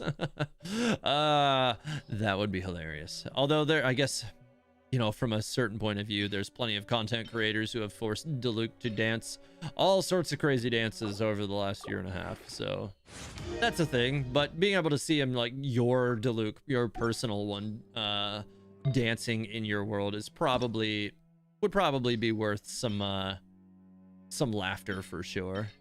He's such a ridiculous character from that standpoint. So yeah, most of these are still garbage. I do need to get back in there and continue farming for these too. I still have refinements that I want to make to my Raiden Shogun's build as well, because I want to get her more crit rate really, really, really badly, because she's only like 45% or something. Like, yeah, okay, she smashes stuff anyways. Her attack speed ends up being so fast that you still produce a lot of crits depending on how you go about progressing, but I would really, really, really like to get her crit rate upwards of 55 to 60%. That would be ideal. That's kind of something I would really like to target, but it has not happened yet, and mostly because that domain also is really stingy. And I've had a lot of trouble getting good artifacts from it, but I've definitely gotten, like this one right here, much better artifacts from that domain than I have from Heart of, or from the Husk and Ocean domain. That one's just consistently screwed me since it came out. Okay, more super fun enhancement for Kokomi, guys. Oh, let's see. Some of these are definitely worth keeping. Not nearly all of them, though. This domain Husk is stingy, but the Noblesse domain was trash. See, I feel like the Noblesse domain, because for the most part, you don't really need that specific substats on characters that you're putting Noblesse pieces on, just because they're pretty much meant to pop out on the field and pop out their burst to trigger a buff for you or something like that. So usually I'm not that concerned with Noblesse ones. So like in my experience, like I didn't have to try that hard to get noblesse sets together because I'm not really that worried about the damage production on the character that is using the noblesse pieces anyways, such that I didn't really think it completely broken. I don't think my Ito would be usable with the artifact, not to my standards with the artifacts that he has right now, but because he's very, very, very good, he still makes do with the artifacts that I have on him right now. But I would definitely like to see it, I would definitely like to see significantly better stats on my Ito than what he is currently sporting. For sure. Like, no question about it. I've spent thousands of resin in the Emblem of Severed Fate domain, and I only have like 6 decent artifacts. Yeah, so it's like I was saying earlier, that domain was also very stingy for me. I have definitely gotten access to more good emblem pieces than at a similar investment, at a similar level of investment than I ever have for Husk, though. The Husk pieces just don't seem to want to drop exactly anything that's particularly useful in my eyes. That one's actually pretty good. But yeah, I don't have very good luck with the Husk domain so far. It's death, guys. It's just death. What do you mean, Crimson Witch domain? My first 2 was a HP flat with crit rate and crit damage substats for Hu Tao, and second one was a pyro damage bonus goblet with crit rate and crit damage. That is definitely a rare experience that happens to almost nobody. I hate that domain with a fiery burning passion that will never die. That domain has basically single-handedly stopped me from building or really heavily investing into most of the pyro characters in this game, with the exception of characters like Xiangling, who don't require artifacts from that domain. Like my Diluc, my Klee, Yanfei, like those characters have continued to not really be served great builds to my standards or my current day standards, because I really don't like that domain. The way the enemies are dispersed and the way they kind of don't want to come together the way you want them to, and like, it's just an annoying domain. And on top of that, it is really stingy. So like, it's just not worth it to me. I don't like that domain at all. I really, really hate that one. That one is horrible. Just a garbage domain. Abyss 12 sucks just because of the wolves. Yeah, the Abyss 12 tends to have one floor every round that will give me trouble. Usually it's floor 2. Usually it's Abyss 12-2 that I encounter trouble with, and then, I end up having to build a different team or attack it a different way or figure out, a better way to clear it. Like my Raiden Shogun team, fine. Like that one eats pretty much everything I throw at it anyways. It's the alternate team that I usually end up having trouble with. And then, I have to like restructure or use a different team or find, like I said, just find a different way to approach it to ensure that I can get through it. No, that one's bad too. And some of these artifacts, you know what? I'm going to keep that one because it's got ER and crit rate. This one doesn't have either of those. This one could end up being a decent one for a damage dealer. I'm definitely starting to stack up some Heart of Depth stuff again, which could end up being good if I start leveling that stuff for a child at some point in the future. But that is not this day. That sounds like not a fun waste of time, since I can't even get through all of Abyss 12. Right now I'm trying to build a dedicated Ganyu team, because they right now share Zhongli and Bennett, and I want to change that. Yeah, that is definitely a trick, right? But I mean, there's definitely other ways to, bring the best out of characters like Ganyu. You don't necessarily need to have a Bennett with your Ganyu. You can, if you have Sara, you can use Sara to also give your Ganyu a couple of shots worth of a really nasty buff. But you can also, instead of, focusing on just having a Bennett buff to boost your Ganyu, you can use, Blizzard Strayer to stabilize your crit rate. You will, do a little less damage per shot, but you'll have, more stable, production from the crits if you're not already doing that. And you can also pair her with characters like Xiangling and some other pyro character to give yourself pyro resonance, and then also be applying her shots to pyro applied characters, or characters who can apply off-screen pyro damage, allowing you to melt, dealing 2x damage with your Ganyu, which will also allow her, that's actually a really good Electro Goblet, allow her to punch up really well. So those are the ways I would probably recommend restructuring to get the best out of your Ganyu if you're trying to get Bennett away from her. Yeah. Now that said, like, I don't if I'm really focusing on a character like Ganyu, like, oh wow, definitely like that's literally a perfect artifact at level 0 anyways. But yeah, if I'm focusing on a character like Ganyu, then usually I'm trying to surround her with the best support characters I have access to. So like a lot of the times when I bring her out, like I end up using like a Bennett and Sarah and somebody with like a Noblesse or Tenacity of the Millith or something like that to give her an additional buff, or Thrilling Tales or something like that to give her even more damage, or a Viridescent Venerer to continue that as well. And that's another way you could also enhance your Ganyu as well. If you're using Blizzard Strayer to stabilize your crit rate and you don't want to do 2 cryo characters for resonance, then you can also consider doing it the other way.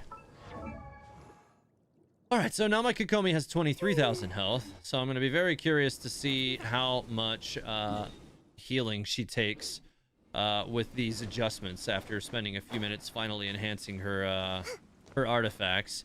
Like I said, I still need to get her to at least 70 on the Ascension so I can get her skills to level 6. I think that'll be very important for the future. But I'm definitely curious to see what kind of healing I'll be able to put up with her after... Oh, is this a space with 3 of them? It is a space with 3 of them. Okay, I'm gonna have to kind of bottleneck these guys a little bit then. Come on, you guys. Let's pull all these guys together. Come on. Let's get a little closer together. Come on. Come on. Nope, they're all doing the punches. Then they're gonna jump at me. But the good news is now they're all right next to each other. And they're probably all completely screwed now. I can't believe he actually got that step out on me. Oh my god. No, you're not gonna get to spin and kill me. No, you're gonna stay frozen is what you're gonna do. Ah, he got out. You son of a bitch. He survived with the smallest amount of health, and now I'm just gonna hang here on the cliff until he stops spinning, and then I'll finish him off. So, you suck, dude. Die right now. Little bastard. He just had to hang on with that tiny amount of health, didn't he? He just had to hang on. Shenhe pretty much exploded the other two, but that one just had to hang on. Not okay, man. Not okay. Oh, I have a little bit of health that I can regen, so I can see how much I'm actually getting from this. No, that's right. It won't actually overheal. For a second there, I was thinking it would overheal. It will not overheal. I always forget that it won't do that. Oh, hey, a quest icon. Well, let's head over to that immediately. Oh, there's also a trial here and another chest in the distance. ADD ensuing. Oh my god. Yanfei is pretty good on Wanderers. Yeah, I think that's one that you can actually get a good return from as well. Okay, let's knock out this trial really quick before I go running over towards that quest. Hey, there's another chest down there too. Oh god, there's so many chests everywhere. It's gonna make it so hard for me to actually focus on doing the quests. Oh god. I still have so much uncovered Onkonomiya chest stuff that ADD is still like the driving factor of exploration right now, and I end up frequently distracted from what I was chasing down.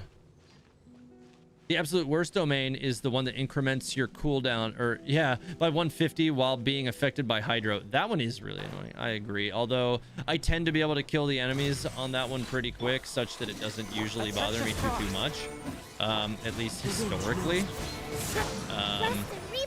But I will agree, like every now and again you'll have those like anomalous runs where it just everything goes horrible and you just get your ass handed to you for a little while and they flatten all of your energy and you can't use your bursts anymore, and the abyss mages keep bubbling you and you're like, okay, this is getting really old. You can feel free to stop doing this anytime you want.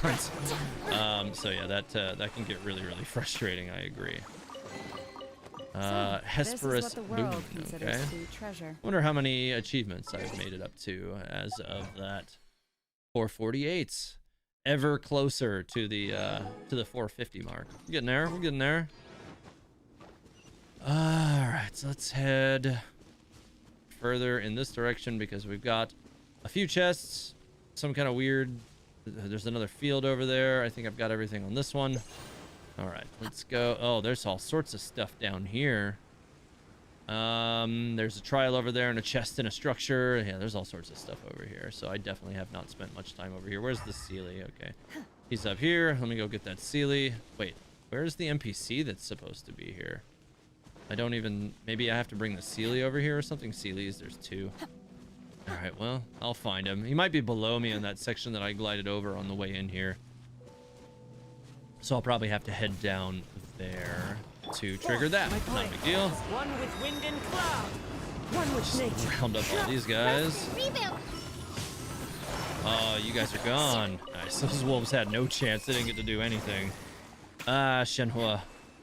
A primary damage. Shenhe is definitely a fun pick, but you need Chongyun to make it work. Without Chongyun, she will not serve you as a primary DPS. You know, you might be able to produce okay white damage with her, but there's so many other characters who do that better. Why? Just why? Like, you're pigeonholing her. At that point, you're pigeonholing her into doing a job she wasn't intended to do. All right. This one is in this direction.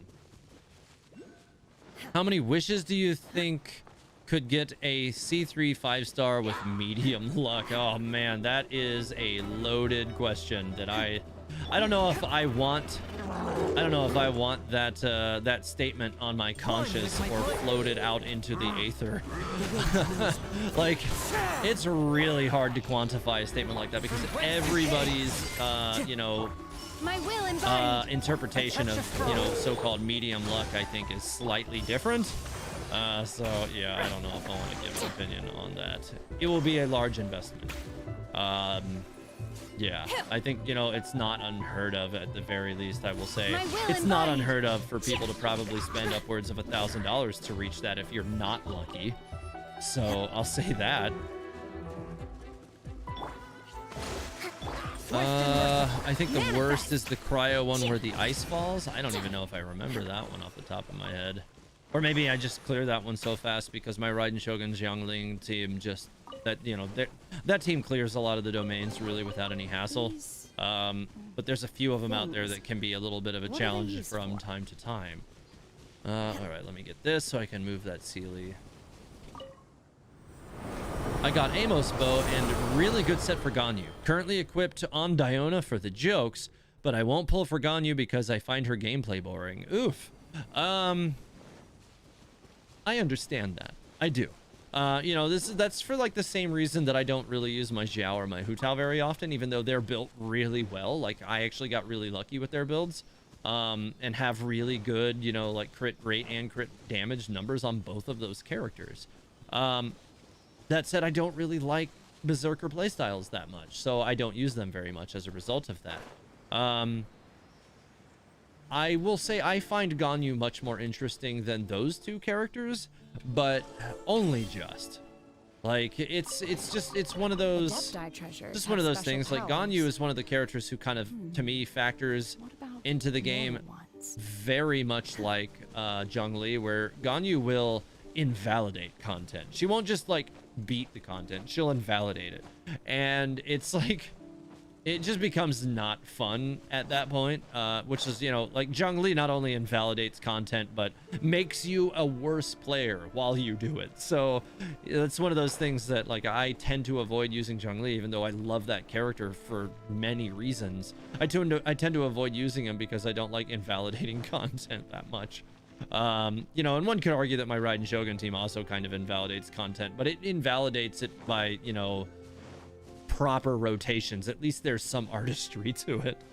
You know, like it's just a well-built team. Like Raiden by herself can't produce that kind of damage. She needs, you know, the other characters built correctly around her to ensure that that team ends up being absolute insanity, and then all together that team just smashes stuff. And of course, obviously Raiden is a huge portion of that, and I won't take that from her, but it's still a team effort. Ganyu can, you know, with the right build, can pretty much be, you know, just a one-woman wrecking ball and just trashing everything. So that's kind of just how it is for her. I don't need to farm the wolf domain, so I don't. LOL. Yeah, I feel that. I'm saying in annoyance terms, you call what? What are we talking? Oh, yeah, that statement. Looks at Tectone when he spent 2K for one Homa. Yeah, well, that was in the days before the epitomized path. Epitomized path definitely helped to, you know, arguably ease that process a little bit. Where is this damn quest NPC? He's got to be in here. I've got to get this. Wait, no, the corner doesn't turn. So where is this NPC? Like, I'm not even seeing anymore. When I was up top, I could see him. But ever since I came down here, I can't see the marker anymore. I gotta find that quest NPC. Add Tave story. What do you think the new weekly boss will be? Sadly, that was one of the things that was spoiled for me on oh yeah, so it is in there. I see it right there. But yeah, it's one of the things that was spoiled for me just scrolling through my YouTube feed yesterday, much to my dismay. You know, completely uninitiated, unrequested, undesired, and now blocked from my feed. Spoilers on the thumbnail spoiled for me. So I'm not gonna say nor provide my thoughts on it because I will be perpetuating leaks, and that's not something that I intend to do, sadly. So yeah, I'm sadly cannot answer that question. But you know, somebody can find that dude and throw him off a cliff. That'd be cool. Where the hell was I? Well, I see this down here now, so I guess I'll go down and worry about this over here for now. And no, stay plugged into what I was doing. Like, I'm gonna go. I see where I was now, so I can go over here. I can get the Sealies to go where I need them to go. Stay focused. Stay focused. I almost ADD'd away from the quest. Do the quest. Because the quests are the things that will get me the lore that will allow me to continue with my my Ankanomiya, you know, Surumi theory stuff that I need to get into. Because I already have a well-formed idea for that, you know, that I've all but confirmed already, but I need to make sure that the new lore details that have been added through those are not, you know, poking holes in anything that I would theorize there, or at least not, you know, like very, very obviously. All right. Yeah, the NPCs only appear during the Evernight. Yeah, that's actually something that I keep forgetting about. Because I haven't really explored here as much as I would like yet. I'm only around, what, like 50% or something now, I think. Yeah, 53. All right, so I need to get these Sealies to unlock that door so I can finally get in there and get at that NPC. So there's going to be one more to go fish up after this one. All right, one down. All right, where is this one? This one is... I know I saw it earlier. There it is, I see it. It's, sitting over there on top of that pillar. All right, Rev, where you at? Gotta throw someone off a cliff. Yeah, well, you know, Rev, if you want to, you know, serve as a sacrificial one, you know, take the punishment for the one who spoiled me, then, you know, I could oblige. I do happen to be very near some cliffs right now, so, you know, just saying, that could be pretty entertaining for me, and maybe for other people. Oof, sorry you got spoiled. Yeah, me too. I was very displeased. So, you know, if anybody, you know, knows who that YouTuber is or anything, feel free to tell them that they pissed Tavon Historia off. I mean, they pissed off basically a nobody lore tuber, but that's fine. They probably won't care. They'll laugh because they're doing bad things with their YouTube channel anyways. All right, so let's get this Sealy over there, one at a time. New boss is Paimon in celestial form. Yeah, that would be surprising. That would definitely be surprising. Putting the leak in thumbnail is views for trash. Yes, it is. It really is. Like, that is, to me, Adept if you're eye putting treasures have leaks in a special thumbnail, powers. you are a trash tier YouTuber. What about mortal ones? I say that with all seriousness as I look in the camera. You are doing bad things and you know exactly what you're doing to try to make a quick buck, and I hope you get demonetized before you make $1. Let's see. Actually, 2.6 weekly boss is Timmy the Pigeon Argon. Actually, you know, I kind of wouldn't mind seeing that. That moment where we find out that, like, Timmy is actually like a Dendro, Abyss Lector or something, and has been this whole time, and he just loves the birds and Mondstadt, and you're slowly tipping him towards the edge of his cliff, and one day he's just gonna transform and he's gonna like just destroy you for killing the birds, and never again will you look at Timmy the same way. You're like, every time you pass Timmy, you're like, ugh. The leaks have been so bad for months, like leaking character models is bad enough, but leaking the whole plot is much worse. Yo, leaking the plot is way worse. It really is. Like, leaking the character models of characters we've already seen in game for stories is one thing. Whatever. Fine. I don't like it, but it's easy enough to just scroll past it and not care. Story plot leaks are not okay. At all. Especially when they're in the thumbnail, you can't even avoid it. You see it already. It's right there. It's not okay. Anyways, continuing along. Why man looks at Diluc, bring it on. I think trash tier is too good for them. Yeah, I mean, listen, I don't know what else to call them. But I think you're probably right. You won't. And before that's next Mondstadt conflict. Let's go. Android 16 equals Timmy. Confirmed. Timmy using foul legacy, but FOWL foul legacy. Wah, wah. I love it though. That's amazing. TH Timmy's damage multiplier is the amount of birds you killed. Seeing as how I have not killed an insubstantial amount of foul in Tevat, yeah. At Tevat Astoria, they're even worse than Rev tier. Poor Rev. Wish the Kuching hyper buff. I wish that, you know, like, Kuching could have some slight modifications made to how her character works. I happen to be privy to something that used to be a little bit different on the character in early stages of her development, and that was really cool. And I wish that it had been left in. But the thing that kind of sucks about her character, because she's actually, you know, a good character if she doesn't knock the enemy away from you, or if she doesn't constantly push herself back, and if she doesn't eat all of her stamina in just a few attacks. Like, that character needs a little work, I think. They need to trim her into being more useful. If they want to bring her to prominence in the meta, stop making her push herself back when she attacks. Like, maybe reduce her stamina consumption by like 30%. As opposed to, like, really the only way to get good use out of, like, Kuching's stamina is to, like, use stamina food and put her in an animo resonance team. And, like, you have to stack things and stack things and stack things to make her an efficient character to the point where it's almost not worth it. I mean, I can see, you know, maybe if you're trying to build a team where you just want to use your Kuching, like, out of you know, absolute, like, desire, like, because there are Kuching mains out there. Obviously there are, and I think that she's a deserving character of that, because she's a cool and fun character to play. But mechanically, there's some little things about her that just don't work the way that I think that they should, and so you end up having to build, like I said, an animal resonance team to make her more viable, to reduce that stamina consumption, keep food on her to further reduce that stamina consumption. I guess if you have Zhao, you can kind of, you know, you can use him as one of those animo characters and kind of further give yourself some more options for those enemies that Kuching will have trouble with. The great thing is that she can reach ranged enemies with her abilities, but that pushback thing is such a problem. It really is. This might sound weird, but I want to see Dottore kidnapped Chi-Chi to experiment on her to create the ultimate undead human weapon. Oh... You just, oh God, like, you can't be wishing that into existence. Like, you're giving me like Nina from Full Metal Full Metal Alchemist Brotherhood vibes with that entire line of thinking.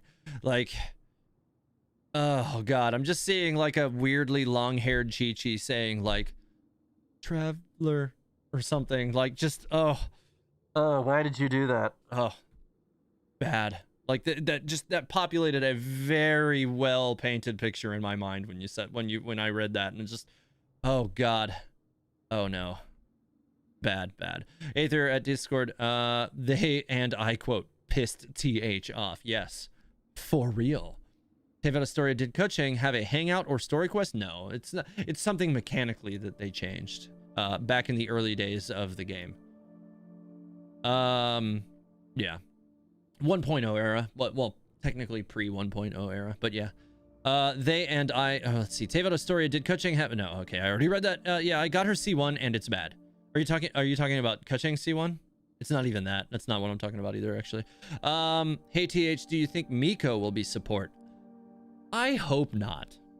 That's what I have to say about that. Like, we have enough support-oriented catalysts. Like, I argue all the time that Mona is a dual role character. Like, yes, you can use her as a freeze support and a producer of big burst damage, but she also can be built, if you build a team around her, to be a good cryo DPS.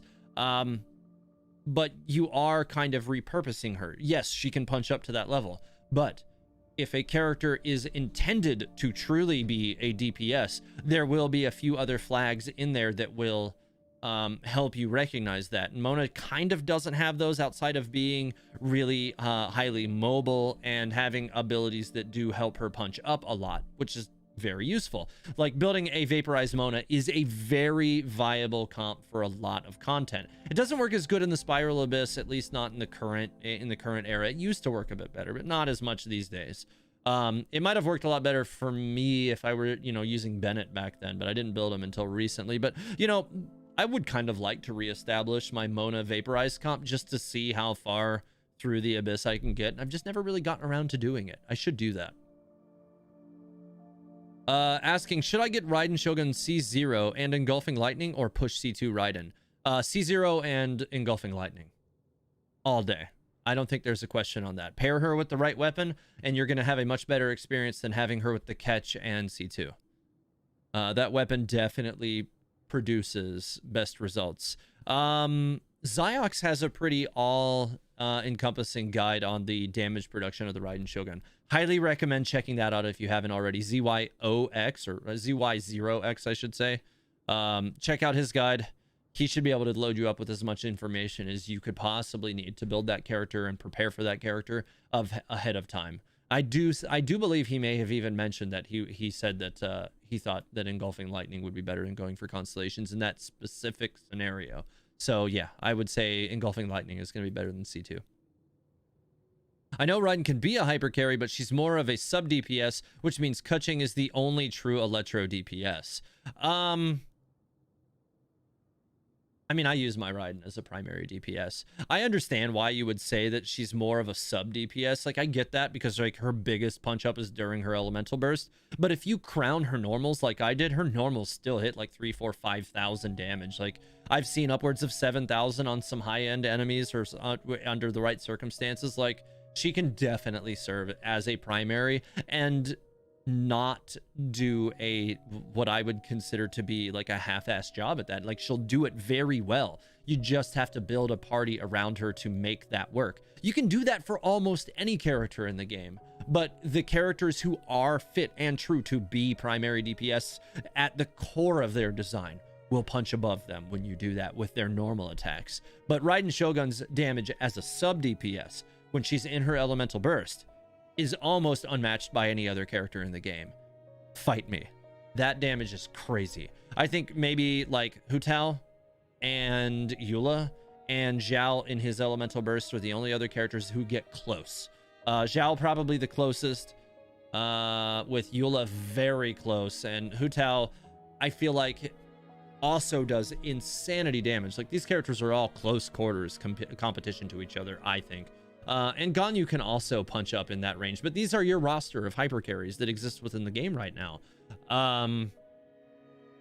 I think Hu Tao requires a lot of mechanical mastery to really maximize. And that's a mechanical mastery that I've never really even invested the time in to really perfect, because there are some people who can get that little dodge cancel that you need to do to actually shorten the duration of her dash 100% of the time. They don't ever fail it. I get it maybe like half of the time. Like it's just something like I don't use the character enough, so I never really mastered that. I need to. I really do. Raiden becomes a true DPS at C2. Yeah, you can. That's when you really can invest in her as like a solid primary DPS for sure. What constellation Zhao are you talking about? Like, I have my Zhao at C1 and he is still really good, but you do need to invest in him dramatically. Like, you need to be like, you basically need to like double or triple crown him to really get best returns from Zhao. Yeah. I want to say even people, again, I hate to keep mentioning Xiox for these things, but I don't think Xiox has a very high constellation Zhao. I think his is like C1, maybe C2. Correct me if I'm wrong, if somebody knows. But I want to say his is low constellation, and he has a ridiculous luck artifact that's just, it's C0. So yeah, Warpaint and Unicorn says it's C0. And he has a ridiculous build on that character with like, I think it's something stupid like 85% crit rate and like most of 300% crit damage, because his luck was ungodly when he rolled his substats. And the thing just does absolutely like world-endingly mind-numbing damage. Like, I don't know how anybody got stats that high. Like, I can only imagine how much time he had to spend in those specific domains to get those artifacts for him, but it's absolutely crazy. Yeah, he got 6,300 at some point. Yeah, that sounds right. Yeah, it's absolutely crazy. Is it C1? I'm not sure if he's pulling. I don't know. I see a couple of conflicting things, but he has a low investment character. He just like financially investment, but I think he did triple crown it, right? And he does have a primordial jade spear. I actually do have an R5 primordial jade spear that I got very accidentally on my Zhao, and it does make him punch up a lot as well, which is nice. But I don't have the kind of crit damage that he has. He has ridiculous crit damage on that character. All right, let's continue with this quest a little bit here. How strange. I've not seen someone in your... Wait, what? Okay. I'm screen recording that sentence. I have not seen someone in your garb for many long years. So... I've been having this conversation with you all for like the last 5 minutes with this text on the screen. How the hell did nobody be like, hey, TH, what do you think of the text that's on the screen right now? He's clearly talking about your sibling. Like, he's clearly talking about your sibling. There's nobody else who wears this, like, your garb. Like, your sibling's the only other person who looks like you, who dresses in this stylization. He's clearly talking about the sibling. This is foreshadowing that the people of Ankanomiya knew the sibling. This is further proof of what I was saying like a long time ago, that when Paimon foreshadowed the thought that our sibling woke up first, but how long before, that it could have been possibly up to thousands of years before she came and woke up our character. Ankanomiya was like canonically possibly destroyed like 1,000 to 2,000 years, or ended 1,000 to 2,000 years before the current day or something like that, or before even maybe the resolution of the Archon War. Like, the timeline's shaky on Ankanomiya right now. Like, we're all trying to figure it out still. But what the hell? How is this going to sit on the screen and nobody tells me to look at it? I was just talking and not thinking about it. This is ridiculous. Yeah. So this is definitely talking about Lumine. This is further proof that Lumine was awake long before the Traveler was, like, our Traveler was awakened. And has been to Ankanomiya before the people of Ankanomiya became what they are today, which was thousands of years ago. Unless there's some kind of time dilation effect, which we do know is a thing in the Abyss.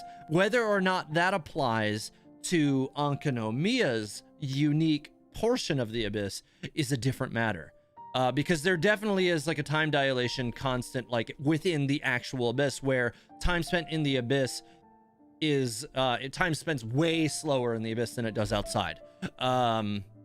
So I think I said that correctly. But yeah, there's definitely a difference from one to the other. We don't know if that also applies in Okonomiya yet. I don't know if we've had confirmation, or maybe we haven't. I just haven't found it yet. This is absolutely craziness. Absolutely ridiculous. This is sitting on my screen for like 5 or 10 minutes, and I'm just talking to everybody. Yeah. All right, so let's see what this guy's name is. From your mannerisms, you are not from Byakuyakuku either. Are you some guest from afar who fell into this place? He did also say not from Byakuyakuku either. So again, establishing that it was an outlander who wore this similar garb. It's our sibling. They've been here. That's more or less correct. So I have a comment to make about this, because the traveler's answer to this was, that's more or less correct. Why wasn't the traveler's answer to that, wait, who else did you see wearing this garb? Aether, ask the right questions, man. Like, what are you doing?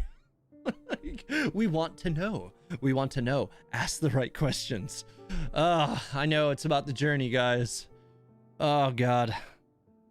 To think that there were ways to access Byakuyakuku from the outside world. Shocking news indeed. I was born here and have never seen anyone from the outside world. Someone once told me that he wanted to catch a glimpse of the world outside. I took his words for a jest. Sigh. He wanted to catch a glimpse of the world from the outside. I wonder who he's talking about. Interesting. Traveler, in truth, I have a humble request for you. There are 7 royal tombs scattered throughout Byakuyakuku, in which the remains of our sun children, the Pantheons, have been interred. The sun children? Indeed, here we worship the Danichi Mikoshi. After a certain number of years, an infant will be chosen as the sun child, gaining control over the nation. That seems like a bad idea. We had a total of 7 sun children. O rare traveler from another land, please kindly pay respects at their tombs. Why would you need us outsiders to do that? Isn't it usually up to their family and friends to pay respects to them? Indeed, that would normally be the case. Unfortunately, I fear that no one in this nation would want to do so. In fact, it is likely that these royal tombs have not been visited for a long time. But why is that? Do the people of this nation dislike the Sun Children? Dislike is perhaps too kind a word. Detest might be more fitting. Yikes. As I said earlier, the Sun Children were born into their role. How could mere children rule a nation? The ones who truly controlled everything were powerful beyond the people behind the scenes. The Sun Children were mere puppets. Their every move manipulated by these people. And yet there is or was no end to the greed of those powerful people. They grew fat off the toil of the people, compelling the Sun Children to perform heinous deeds. And so the people's ire rose, and many of those sins were laid at the feet of the Sun Children. That's awful. The Sun Children were innocent.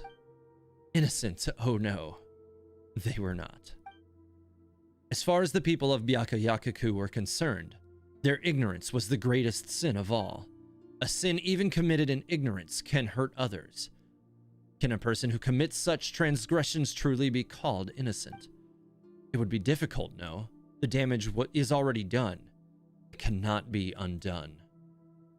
Why do you still... Wait, but if that's what you think, why do you still want us to pay our respects to them? Good question. Why didn't you ask the other good question, Ether? Well, you can consider this. My personal sentimentality speaking. My name is Clymene. I was a female officer in charge of taking care of the Sun Children's daily lives within the Danichi Mikoshi. Though I knew that they did wrong, and though I was aware that they were being manipulated, they were still children that I watched grow up. I pitied them, and I grieved for them. In the end, I could not hate them. Though my work involved being around them every day, I was under heavy surveillance. Man, they are painting an ever bleaker picture of what was going on in Okonomiya with every step that goes by. I was not permitted to say a single word when I was around those children. But when no one was around, when they were helpless and afraid, they would say so many things to me. I could not offer them a single word in reply. If I had possessed but a little self-sacrificial courage to say something, anything to them, perhaps everything might have gone differently. This one's got some personal guilt going. So please, I beg you, I cannot face them as I am. So this is the only way I can honor them. Please, good traveler, lend me your aid just this once. A single Sango pearl is all I ask to be laid before their tombs. This way, you'll be able to light the soul lamps at the stone shrine here and open the way to the soul guide's locus, and bring their spirits peace. All right. Thank you. This task is in your hands then. Okay. That was substantial. Also, I don't even know if I have 7 Sango pearls. And if I do, it's going to come right out of the ascension materials for my Kokomi, which is, you know, kind of unfortunate. I think that it should be on... no, they would be on this page, wouldn't they? Yeah, I have 12. Okay, so I do have enough to do this. My poor Kokomi. I'm going to have to neglect her again. I don't... Let me see if this gave me a quest location for these. Navigate. Okay, yes it does. They're all over the damn place. Oh, wow, yeah, they're definitely all over the place. Okay. Well, I'll go to the one that's over here first because it's in the area I need to explore anyway. Wait, no, it's in an area I've already explored. I was thinking it was down here, but it's not. Oh, wait. One of them might be, though. Wait. I can't... No, it's up pretty high, so no, it's not. All right, so I'm just going to start up here then and just go clockwise. David, sorry, calm down, deep breaths. I can't, not when there's lore bombs. We must explore the understanding of the lore bombs. Ankanomiya has given us so much to consider that it's absolute freaking insanity. There are 2 rows of text on this headstone. The first row is in the script of Byakuyakuku and is unintelligible. The second row is in common script and goes as follows. Here lies Shirpio no Mikoto. Shirpio no Mikoto, who contracted a terrible illness as a young child, and upon recovering gained some knowledge in the realm of medicine. Interesting. You offer a Sango Pearl at the Royal Tomb. I don't know why it really needed to go to... I mean, I guess it could... That's fine, whatever. All right, let me teleport down to this one. Speaking of Diluc, he had to spook me when I was drawing for Shenhe. A whole 1 year after, I don't really need him. That, you know, that's just the way it goes, right? Like, I had, who was it that I pulled? When I lost my... Oh, I didn't lose any 50-50 on character draws for Shenhe. Never mind. The last character to show up on that was Ito. I pulled another Kaching. That's what I did with that. At least it wasn't another Chi-Chi. But I would really love it if they would give me more Monas. That would be cool. Every Mona, I'm like, yes, cool, let's go. The second row of the common scripting goes as follows. Here lies Risu Taoyus... Oh, God. Risu Tayosu? God, Chaos, I have no idea how to say that. No Mikoto, who loved to imitate the craftsmen who molded with clay, creating sculptures of the female officers of the court that were exquisite and lifelike. Interesting. So I like that they're giving us a little insight into each of these characters and who they were as we're doing this. This actually helps us to paint a picture of Ankanomiya by knowing a little bit more about the children rulers of its nation. Oh, hey, look, one of the Abyss Lectors is back. All right, well, last time I fought this this particular Abyss Lector, I think I was, you know, like level 40 on my Shenhe, so this should go a lot different than last time. I mean, I still killed him last time with level 40 Shenhe, but this time I think he's not going to stand any chance whatsoever. Now I have to allow him to unfreeze. clouds high. Just go ahead and do that at the right moment. Spirit flame. Yeah, this is definitely, this guy's dying so fast. Even his shielded form really can't stand up to this at all. Okay. One with nature. Nope. Stop hitting me with that garbage. A touch of frost. Yeah, he's dying really fast. I like it. Unleash! Yeah, she's definitely good at killing Abyss Lectors, man. Like, this group will be a compelling choice for the Spiral Abyss floors that have Lectors. Not that I think they're really mostly in the 10s now because nobody really has a hard time with them anymore. But still. Okay, the second row goes as follows. Here lies Ion no Mikoto, versed in fortune-telling and sigil signs, but who often predicted falsely. Never errant, only when reading the span of his own years. Interesting. Huh. Okay. So we've got, you know, a sculptor and a fortune teller who's often wrong. Interesting. Like they're giving us this information for a reason. I'm very interested in seeing how this comes to, you know, a close. So I'm definitely gonna, you know, work to finish this portion of the quest before I wrap up the stream tonight. Because as soon as I finish it, I probably will be done for tonight. But, I am finishing it before I do that for sure. Cryo Alright. And have some more cryo damage, dude. God, I can bust these things down to their shield state basically instantly. Alright. Nope, I did that too early, so I'm just gonna go ahead and fire that at him. Swift and merciful. Alright. For the constant freeze source back down. Not that it will freeze him in this, but that's fine. I keep the heals, so if I take a hit, I just get the health right back, so whatever. I keep not seeing how much healing I'm getting from there. Around 2,000 it looks like. It's not as good as I was hoping, but it's fine, whatever. Alright. Still not bad. These guys really don't stand much of a chance against this team at all. This is what the world considers to be treasure. Alright, here we go. I think this is number 4.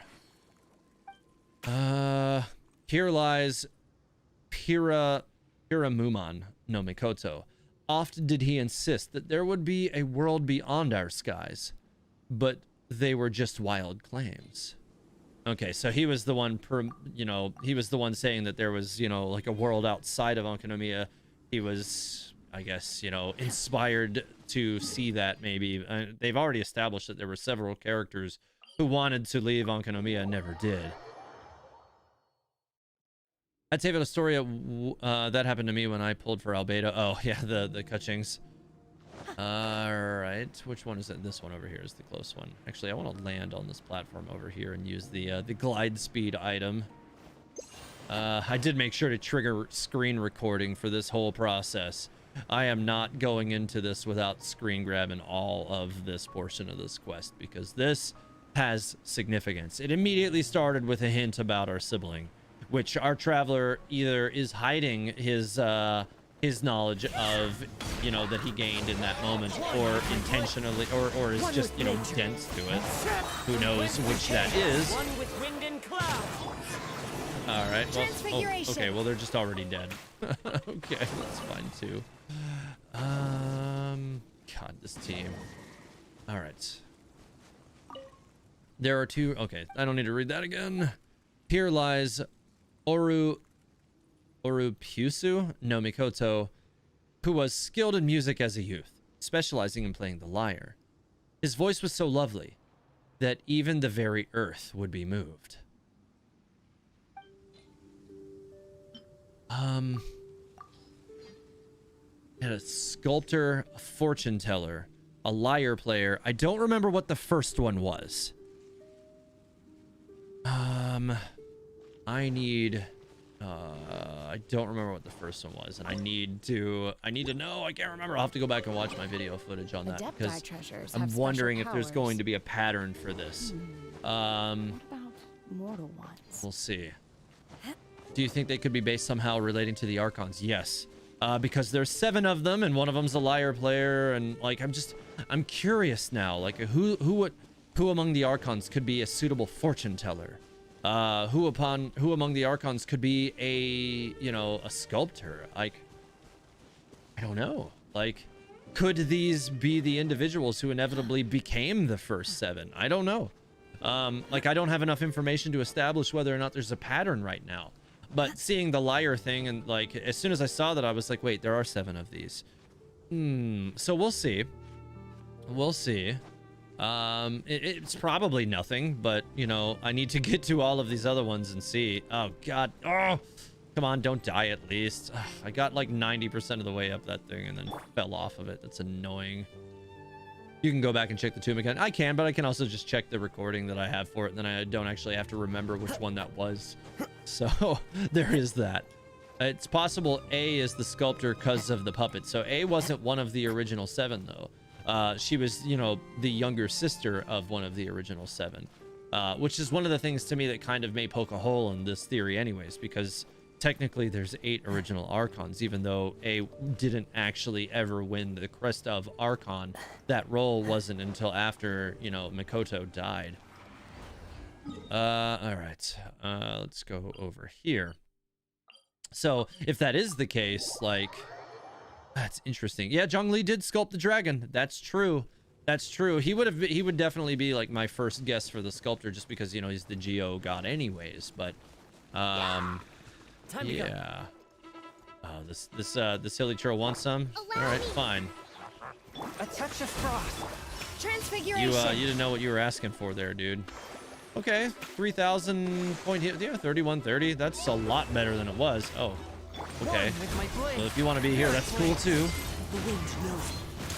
Transfiguration. Oh my god, this party. I like, you know, I'm the longer like we're playing this game, like, you know, when the game first came out, hot swap teams were not necessarily my favorite thing. I found it to be a little irritating to constantly swap characters.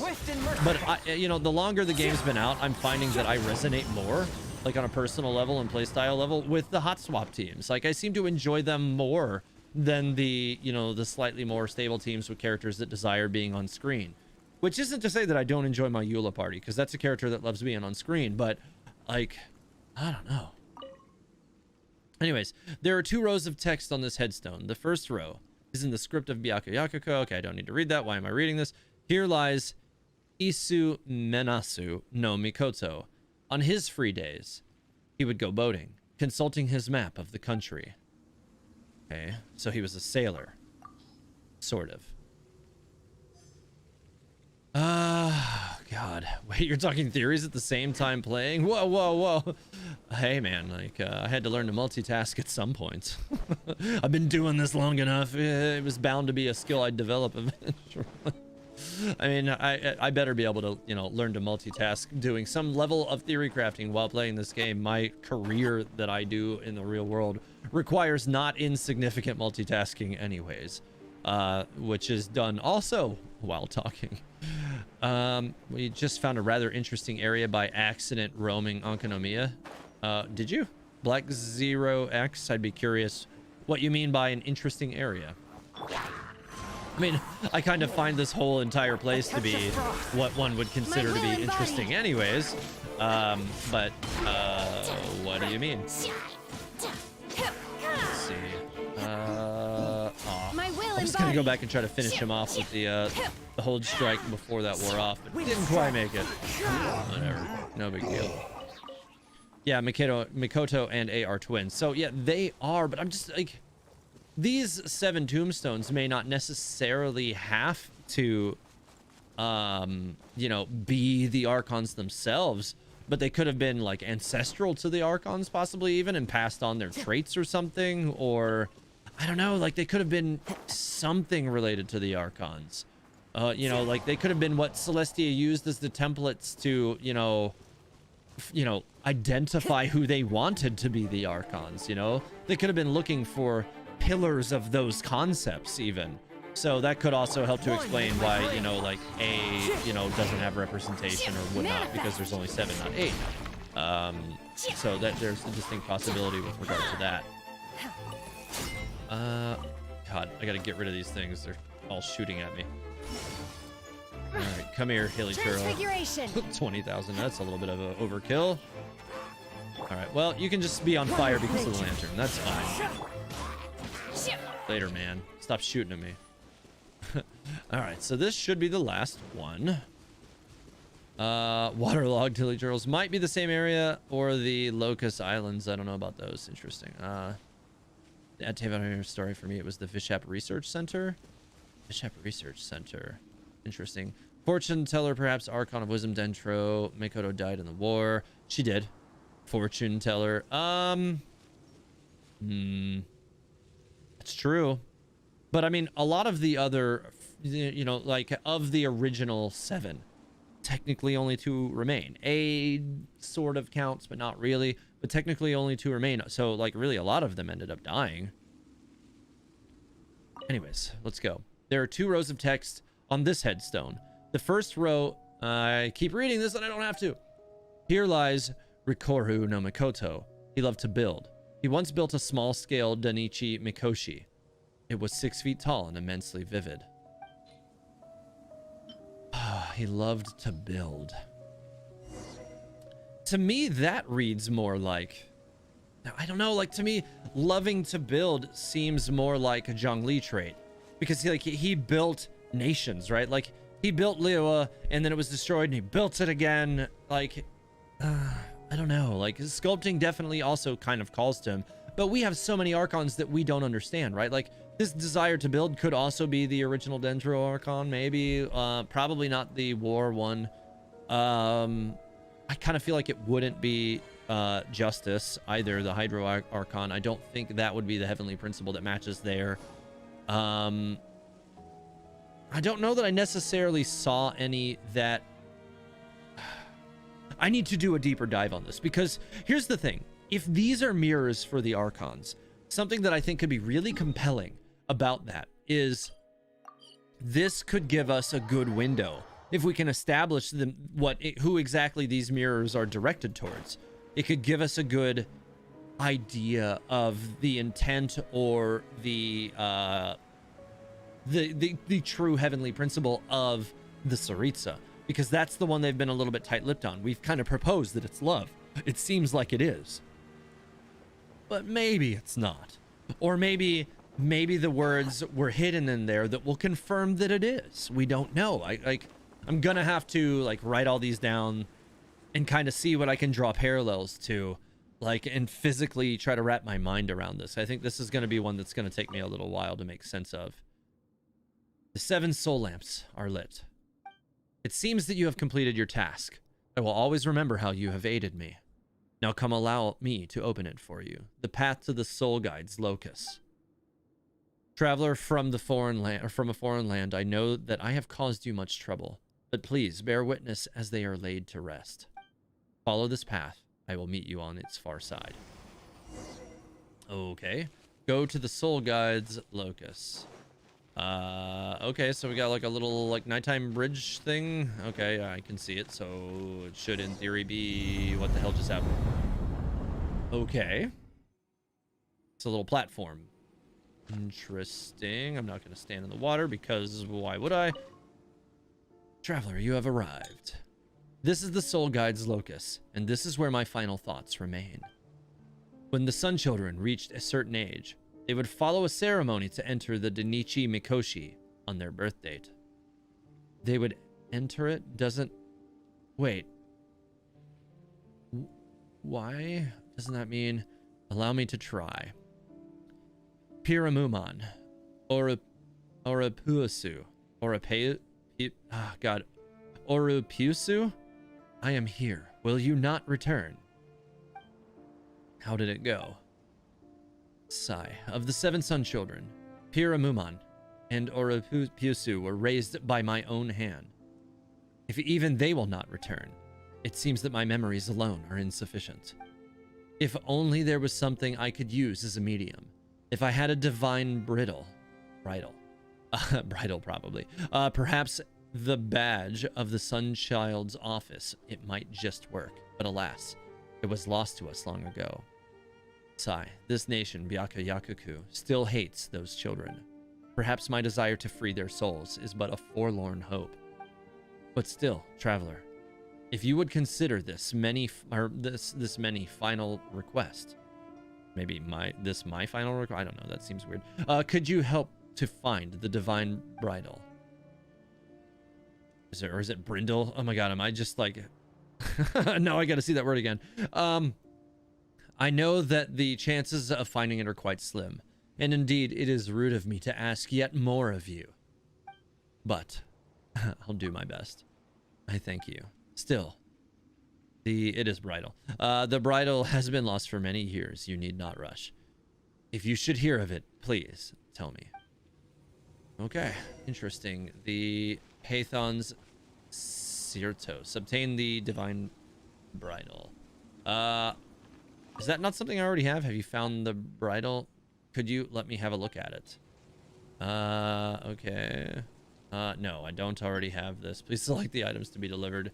Yeah, it's directing me to this page. I don't already have it, so it's something I'm gonna have to still probably round up from other quests. And I don't think it's gonna give me any indication as to where to go to get it. So it's something I'm gonna have to find by still continuing to do other quests here, more than likely. So very interesting developments going on within the region of Enkanomiya. The things that are happening here are like unprecedented even by what I was expecting to discover here without even access to, you know, the deep lore books. Like they're giving us a little more directly than I anticipated, which is really cool to kind of experience it from, you know, this lens. Like I definitely appreciate the way that they're bringing this to us. God dang it, I didn't have my cryo going. All right, this thing. Yeah, these little side quests, like side world quests in Enkanomiya, are kind of amazing. Yeah, I am definitely excited to continue to explore the depths of this new map and like really comb it, like turn it upside down and knock every last bit of lore details out of it and see how many theories this is going to form. I know of at least two. One will definitely be traveler related, and sibling related. Now that means I have up to 3 like new traveler theories already in mind that I need to actually just like start writing. But one of them is going to be gated behind me finishing my research here in Enkanomiya. And then I also have, you know, the Surumi Island one that I have to work on as well. And then I also have like a whole other book of you know, notes and other things that I've been writing and remarking on and trying to put together information for. But I probably have like 10 theories that I really do want to do at this point. Let's see. I'm gonna just catch up on the chat here just a little bit before I finish up here, because I do need to get out of here. I have to be at work in the morning. So let's see. Maybe Lumine came years in the Archon War or such, or older in the Seelie civilization. Yeah, I mean, we still don't really know much about like the origin of the Seelies. There is some like little hints that there were like even older civilizations than the ones that pre-exist. Now, I think, you know, an interesting way of considering the Seelies are if the world of Tevat actually does turn out to be like this idea of like cycles where like it's all kind of like a big loop that continues, like rebirth and destruction and like all of that over and over and over again. An interesting thought is, are the Seelies the like ghostly remnants of the like previous inhabitants of that world, or of this world? So from the previous iterations. Could be really interesting if that's the case, but there's still more for us to learn about the Seelie. This is like thousands of years ago. Yeah, so like all of this is like, I think it even could potentially be predating, you know, like obviously predating the Cataclysm, but I think it could be predating, it could go back as far as the era of the Archon War to even before that. I'm still waiting to find confirmation of the exact time frame. Some of you who have been checking in on my community posts on my YouTube channel, thank you, by the way, may have noticed that I did write right? I did a long write-up at the new year about some of the stuff that I plan to do this year, or well, really in the near-ish future. But one of those things is I plan to do a full timeline breakdown of Tavat, so that you have, I'm going to make a visual, basically a visual guide to it that will be released as like a PNG image after the video is released as well, so that you're like, when did this happen? Bam, there it is on this image. Like a quick reference card for the timeline of Tavat. But for the video, it will be that quick reference card, you know, slowly, like in my mind, I have it like slowly scrolling as I describe the events in time. But the timeline of Ankonomiya is very, very, at least from what I'm seeing so far, is very undefined. So I have to figure out where exactly it sits in the timeline before I can begin to really dive into writing that. But it is something that I hope to do within the first quarter of the year. And something that has been requested quite a lot, in addition to like story recaps, because that's also another thing I'm going to be doing this year, is going back and doing like story recaps for like 1.1, 1.2, 1.3, and so forth, for the people who did not start playing the game when those events were going and you missed those stories. So those are things I do want to get into. The assumption that every person has someone The main character quests are to sell the character. The side quests are to sell the world story. Yeah, like the character quests are to sell the character, for sure. They are. The world quests sell the story of the game. The Archon quests are the story of the game, if you want to add a third category to that. I think for the bridle, it's been the bridle, it's been related to those seals you've been finding. Yeah, it's possible. I don't know yet. I'm gonna have to keep finding them. That's why they know where the treasure is. Yeah, that's also true. Yeah, the Seelie, most of the Seelie go to their little pedestals and like give you a treasure, something that was like supposedly valuable to them or something. I think is like part of the side story of the Seelie, I think. In fact, we even had that one quest in Leoa where like those guys died. Like the two brothers and their father like died like searching for a treasure and became Seelies, which was really interesting and kind of tragic. And it kind of painted that quest line as like they died more recently too, didn't it? After the Archon War, for sure, as Urabashi was there. Yeah, true. But I feel like it's a long duration here. So like the Urabashi, I believe the events of Urabashi's death took place, I want to say that took place during the era of the Archon War, or in between the resolution of the Archon War. Actually, I think it was in between the resolution of the Archon War, but before the Cataclysm. So it has to, this has to be before possibly that. Yeah, because that does canonically make sense, right? Because if you extract like where Urabashi died, that kind of allows us to we know that this was already while Makoto and A were doing their thing in Inazuma. So feasibly they were already the Archons there. They were already doing their thing as, you know, the twin Archons that nobody knew were twins. So reasonably we can say, since the Archon War ended, I think it's 2,000 years ago, then Urabashi died in the time after that. But if everything that was going on in Ankonomiya, for its core with the Dragonair and the Sun Children and all of that stuff in that era, then Urabashi brought the people out to Watatsumi sometime before that or in that time. So it should be that this happened no earlier than 2,000 years ago. So it has to be somewhere in that span, around the era of the Archon War or even predating the Archon War. I need to do a little bit more research on how exactly to fully quantify that, but I think that that's a fair assessment to make at the moment in terms of how to start placing this. Will there be a theory included timeline and a separate confirmed events timeline? That's actually an interesting idea. A theoretical timeline where like we're placing like unconfirmed events. Yeah, I could do that. I could actually maybe even do it in the same video, but it would depend on how long it would be. Like I could do, you know, like theoretical events that could be placed here as well as confirmed solid timeline events. So yeah, I could do either two separate versions of the video or you know, as separate videos, or I could do one where it's all done at one time. I don't know how I'll do that, but that's actually a really interesting thought. So Orobashi was killed way before the cataclysm. So the twin has time traveled. I don't necessarily think that it means that the twin has time traveled, because again, with the whole establishment that the twin woke up long before our traveler did.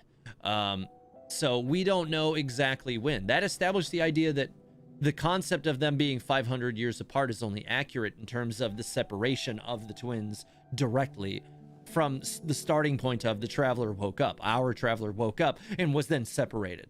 And that period of time was 500 years. What we don't know is the period of time where the travelers arrived in Tevat and our sibling woke up and began to interact or interfere in the events of Tevat, or Watatsumi, or Ankanomiya. What were they doing? And furthermore, our sibling is the princess of the Abyssal Order.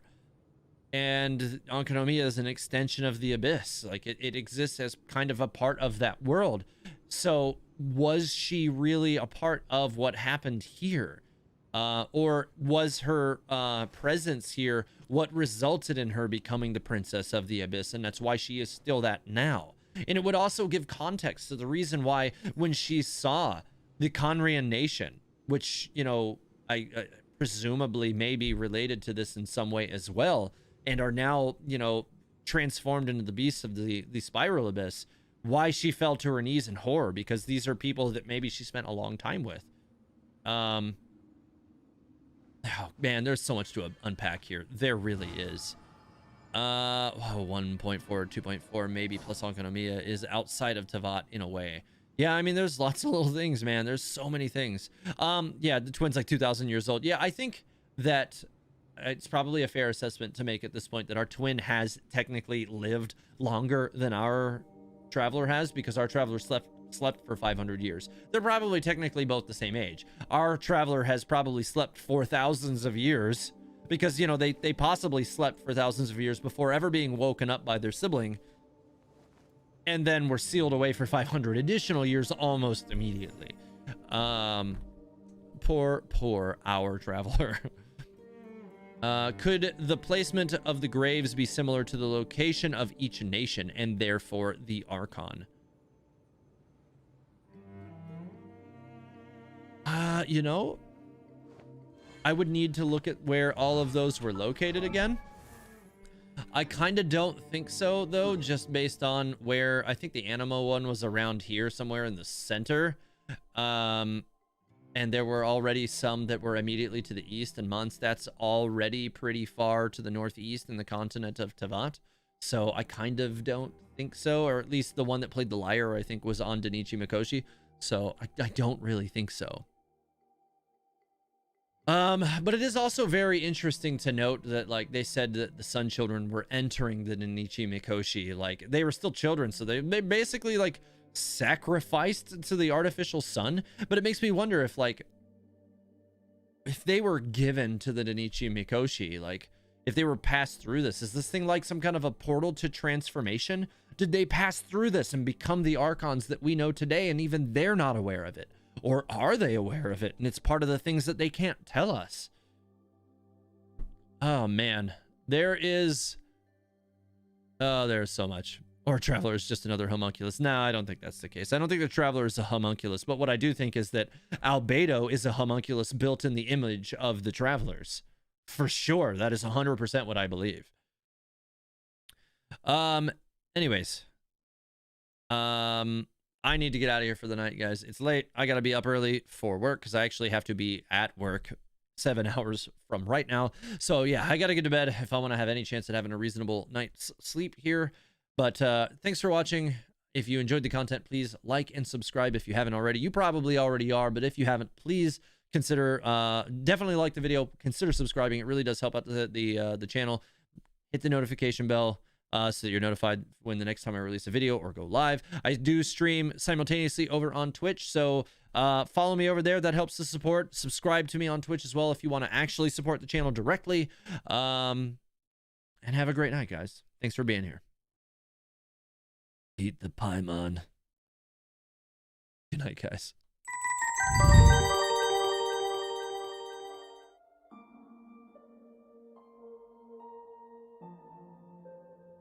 Cake.